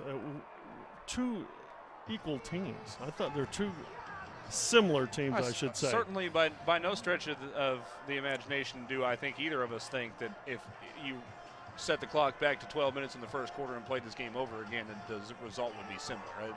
Owasso is not 39 points better than Broken Arrow. No, they're at their A game right now. They've really have done a good job keeping us on our heels. I say that not to take anything away from Owasso. Owasso is clearly a good football team. Absolutely. But then there's a lot of things that I thought were going to happen. I thought, well, you know, their offensive line's a little weak. Quarterback was kind of average, you know, and stuff. And boy, was I wrong. The offensive line has really impressed me. Havens has been. And when I go weak, when I say weak, I don't mean they were bad. What I mean is, you know, they're not as fast as the line they had last year and doing things. They're certainly just not as big. That line they had last year was massive and athletic. I know. And it was a new group this year, and those guys are, you know, and we say that they had to replace their entire offensive line. They're still starting 5 seniors. It's not like none of these guys have played football together. Right. But you never know how a new group is going to react. But they have really done a good job tonight. Kick is away, 5:38 to go. A high end-over-end kick. Marion Horn catches it, backs his way into the end zone. They'll let him bring it out anyway. Gets a good block across the 25. Now steps inside of a man at the 35, and it's a foot race over the left side. Across midfield, there's a flag down at the 46-yard line, but no one is going to catch Marion Horn as he scampers into the end zone on the far side. There is a flag down all the way back at the Broken Arrow 46-yard line. And of all the things that have gone against Broken Arrow tonight, finally it looks like something had gone their way, and now a penalty might bring it back. We'll have to see. What was crazy to begin with is he was in the end zone.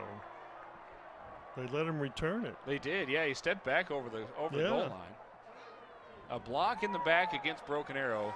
And where that flag was down, if that's where the penalty happened, it had absolutely no bearing on the play. Correct. Marion Horn was halfway across the field and running the opposite direction. But sometimes that's a call you shouldn't call either. You know, it's like offensive line is going to hold every down, but if they're running a stretch play to the right and they're holding the end man on the left, how is that really affecting the play? 5:23 remaining. 42-3 the score. The ball's placed back at the Broken Arrow 36-yard line. New quarterback in the game for the Tigers. Here's the snap, handoff over the right side. Good room to work across midfield and then hit out of bounds in Owasso territory. On the carry that time was Nathaniel Jones. Another good tote that time. Down at the Owasso 47-yard line. Austin Newell's in the game. 6'3", 205-pound junior quarterback. We'll see if they let him throw the ball around at all. Yes. 2 receivers and a tight end left on 1st and 10 now in Owasso territory. Newell hands it off. Jones with it again, straight up the middle.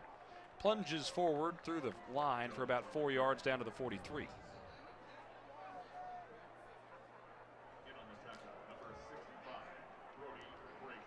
(42-3).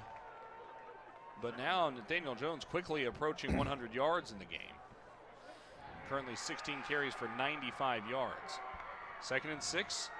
Jones gets the ball, trying the right side. Bounces it outside inside the 40. He's corralled by about 3 defenders and then brought down.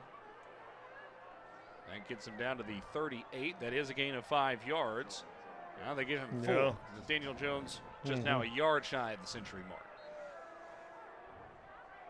Yeah, they moved the chains for him. I didn't think he had first down yardage. I thought he was about a yard pretty short. close. Yeah, but there's no quit in this right now. I'm seeing some things that. The snap to Newell. He's going to throw it. Looking deep over the right side. Nearly an incredible catch made by Ramsey, who spun back over his left shoulder. He got one hand on it, but he couldn't quite stick it. They'll bring up 2nd down and 10. I think they were anticipating that a little bit, and so he didn't really have that breakaway threat. Jones takes the handoff, trying the right side over the guard, about 3 yards down to the 34-yard line. Yeah, give him 4, and that'll put Jones over the century mark tonight. Yeah, they got a lot of new bodies up front. All 4 D linemen are out. Jackson Boley in the game for Owasso. Trey Looks Hall like in there as well, it looks like. 3rd down and 6 here for Broken Arrow. Newell takes the snap, hands it off to Jones. He's got room on the left side, inside the 30. Oh, a good chase down tackle from the linebacker there. Good closing speed. Was that Doris, 45? I think so. If he didn't get it, he was gone. Boy, it's pretty hard to run down Nate Jones like that. That was a nice play. Brings up 4th down and 1. 2 receivers split right, including Josh McMillan. I believe that's Fox in the slot. Tried the hard count, didn't work. Jones still in the game at tailback. Will Height, the tight end, right. Newell in the shotgun, takes the snap, hands it off straight up the middle. Jones in the backfield, trying to bounce it to the right side. He's grabbed from behind by the jersey. Does he have enough for the first down? Gosh. I think they're going to mark him about a half-yard short. Boy, he tried about 3 different ways to get back to the line of scrimmage and just didn't have any room to work with. There was fight in him, but they just clogged it right from the get-go. Turnover on downs gives it back to Owasso with 2:52 remaining. Can't have that penetration. That penetration will kill you every time. Unless you run a counter, you know, you got to run some of that counter action. That helps compensate for that, but boy, that was a hard run, though. He was running. He wanted that thing. Jones will most likely end his night with 21 carries for 114 yards, about 5.5 yards a pop. 1st and 10 Owasso. Hand off to the left side and a cut back up the middle, room to work across the 35-yard line, and now driving his way forward out to the 42. Yeah, they got a lot of new bodies in here. Yeah, there's trying to pull out the rosters here. Yeah. We think that was Javion Franklin on the tackle for Broken Arrow. He'll exit the game now.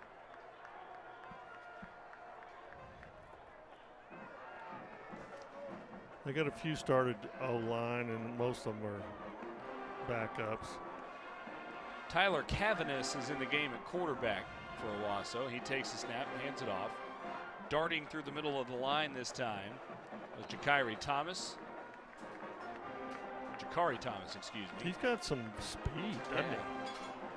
5'9", 145-pound sophomore, another young weapon for this Owasso offense.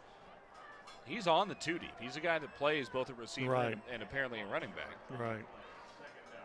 2nd down and 5 coming up now. 1:49 to play.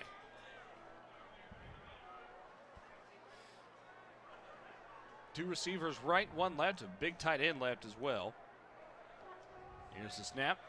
Hand off straight up the middle. Immediately wrapped up and brought down. Yeah, just too slow developing. That was Mitchell Geiger on the tackle that time. I think it was Jackson Woods on the carry. It was just slow developing because you had the jet sweep action, and then you had a delayed draw type action with him, but that's not what you do on the jet sweep. Cavanis getting the play call from the sideline. No signals right now. 3rd down and 5 coming up for Owasso at its own 47. 42-3, the Rams lead. Here's the snap. Hand off straight up the middle, across midfield, and brought down just about a yard shy of the first down was Luke Harris. Yeah, run a split zone. And brings up 4th down and 1. About 9 seconds difference between the play clock and the game clock. So Owasso will have to run one more play here. Yeah, 4th down. Cavanis checks back into the game. 12 seconds on the play clock. They're going to have to break the huddle pretty quick, and they do. They're just going to make it a 1 play. Two receivers right, 1 left.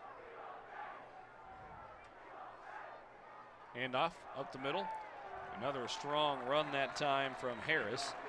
He's brought down. He got the first down to the 41-yard line. They'll mark the ball, but that'll be the final play of the game. Yeah, that's it. 42-3 the final. Broken Arrow falls to Owasso. Now 1-2 on the year. The Rams are 3-0. And for the Tigers, other than Nathaniel Jones, not a lot of bright spots in this game today. There's certainly some work to be done, and that's a deflating result. Coming off of a game at Union where you didn't get the win, but you felt like there were a lot of good things to build on. Right. This one is going to be a real gut check for Broken Arrow. Well, it's it's a learning process game. I mean, this is where we learn about ourselves, and now we have a week off, and we're going to have to develop ourselves mentally, physically, and get the playbook in, and we need to know who's going to play where. It's so important to judge and be specific on your evaluation of your talent right now, because we're not a bad football team. Now, we didn't show a lot of it here tonight, but there's a lot of good things. Our first down efficiency was really good. We had some third down conversions did good. Penalties killed us again. But there's just some things, there's some good things there, but there's a lot of other things that we need to really work on. I mean, you can't give up three pass plays that are wide open, for touchdowns. And, we got to eliminate that stuff, the big play. You can't have a big play in these games. You said something there that stuck out to me when you were talking about first down efficiency. Would you believe me when I told you that Broken Arrow was more efficient than Owasso on first down? Really? That's surprising with the scoreboard looking the way it does. Mm-hmm. You would think that even if Broken Arrow was pretty good, that they certainly wouldn't have the advantage on first down. Broken Arrow gained 5.9 yards per first down. Right. Owasso was 5.7. And when Broken Arrow ran the ball on first down, Spav, 7.5 yards a carry. 17 carries on first down for 127 yards. Those are incredible numbers. I know. Now, they also got helped by some first downs, penalties on first down from the opponent. But, I mean, those are good numbers. That's a very efficient first down play. But that's so important in the game. People don't realize that. To me, first down efficiency is one of your top stats. And I really think that is so important, because now it makes everything else smoother and easier, and you're putting things up on them. So there were some good things about tonight. There were some bad things too, but there's a lot of good things we can work on, because I really feel like this is a good football team. They're well coached, everything, but what we've got to do is we've got to get better in what we do. We talked last week, because the first down efficiency was decent last week as well at Union. And second down, for some reason, was kind of the thorn in the side. Exactly. We mentioned a minute ago, the Tigers gained an average of 5.9 yards on first down. Their average distance to go on third down was 8.1. That means, on average, the Tigers went backwards. Right. Almost 2 yards of play on second down. That's right.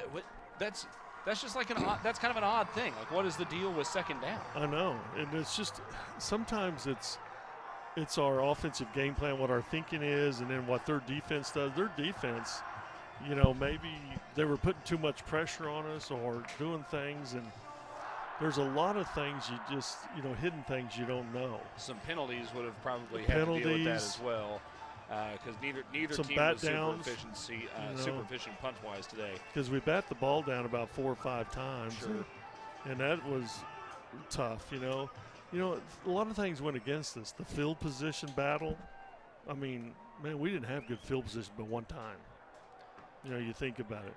There wasn't any finishing of the drives or anything like that. But we won the first down efficiency battle. And to me, that's an important stat. But there's a lot of other things we got to do, is the penalties and our D-line playing at different levels. That hurts us at times, because that allows them to be able to run the ball a little more efficient too. Well, certainly it's back to the drawing board on some stuff after that one. Griffin Stever struggled a little bit through the air, did punt the ball well, averaged more than 40 yards a punt again, so that continues for him. The Tigers had some good kick returns and got a field goal tonight as well from Hunter Martins, his first career made field goal on his first career attempt. That was cool because it hit the crossbar and bounced in. So special teams wise, not bad. Yeah, except for that kickoff. I can't believe that we needs let to be addressed. There's 2 times that we let it bounce there, and we just can't do that.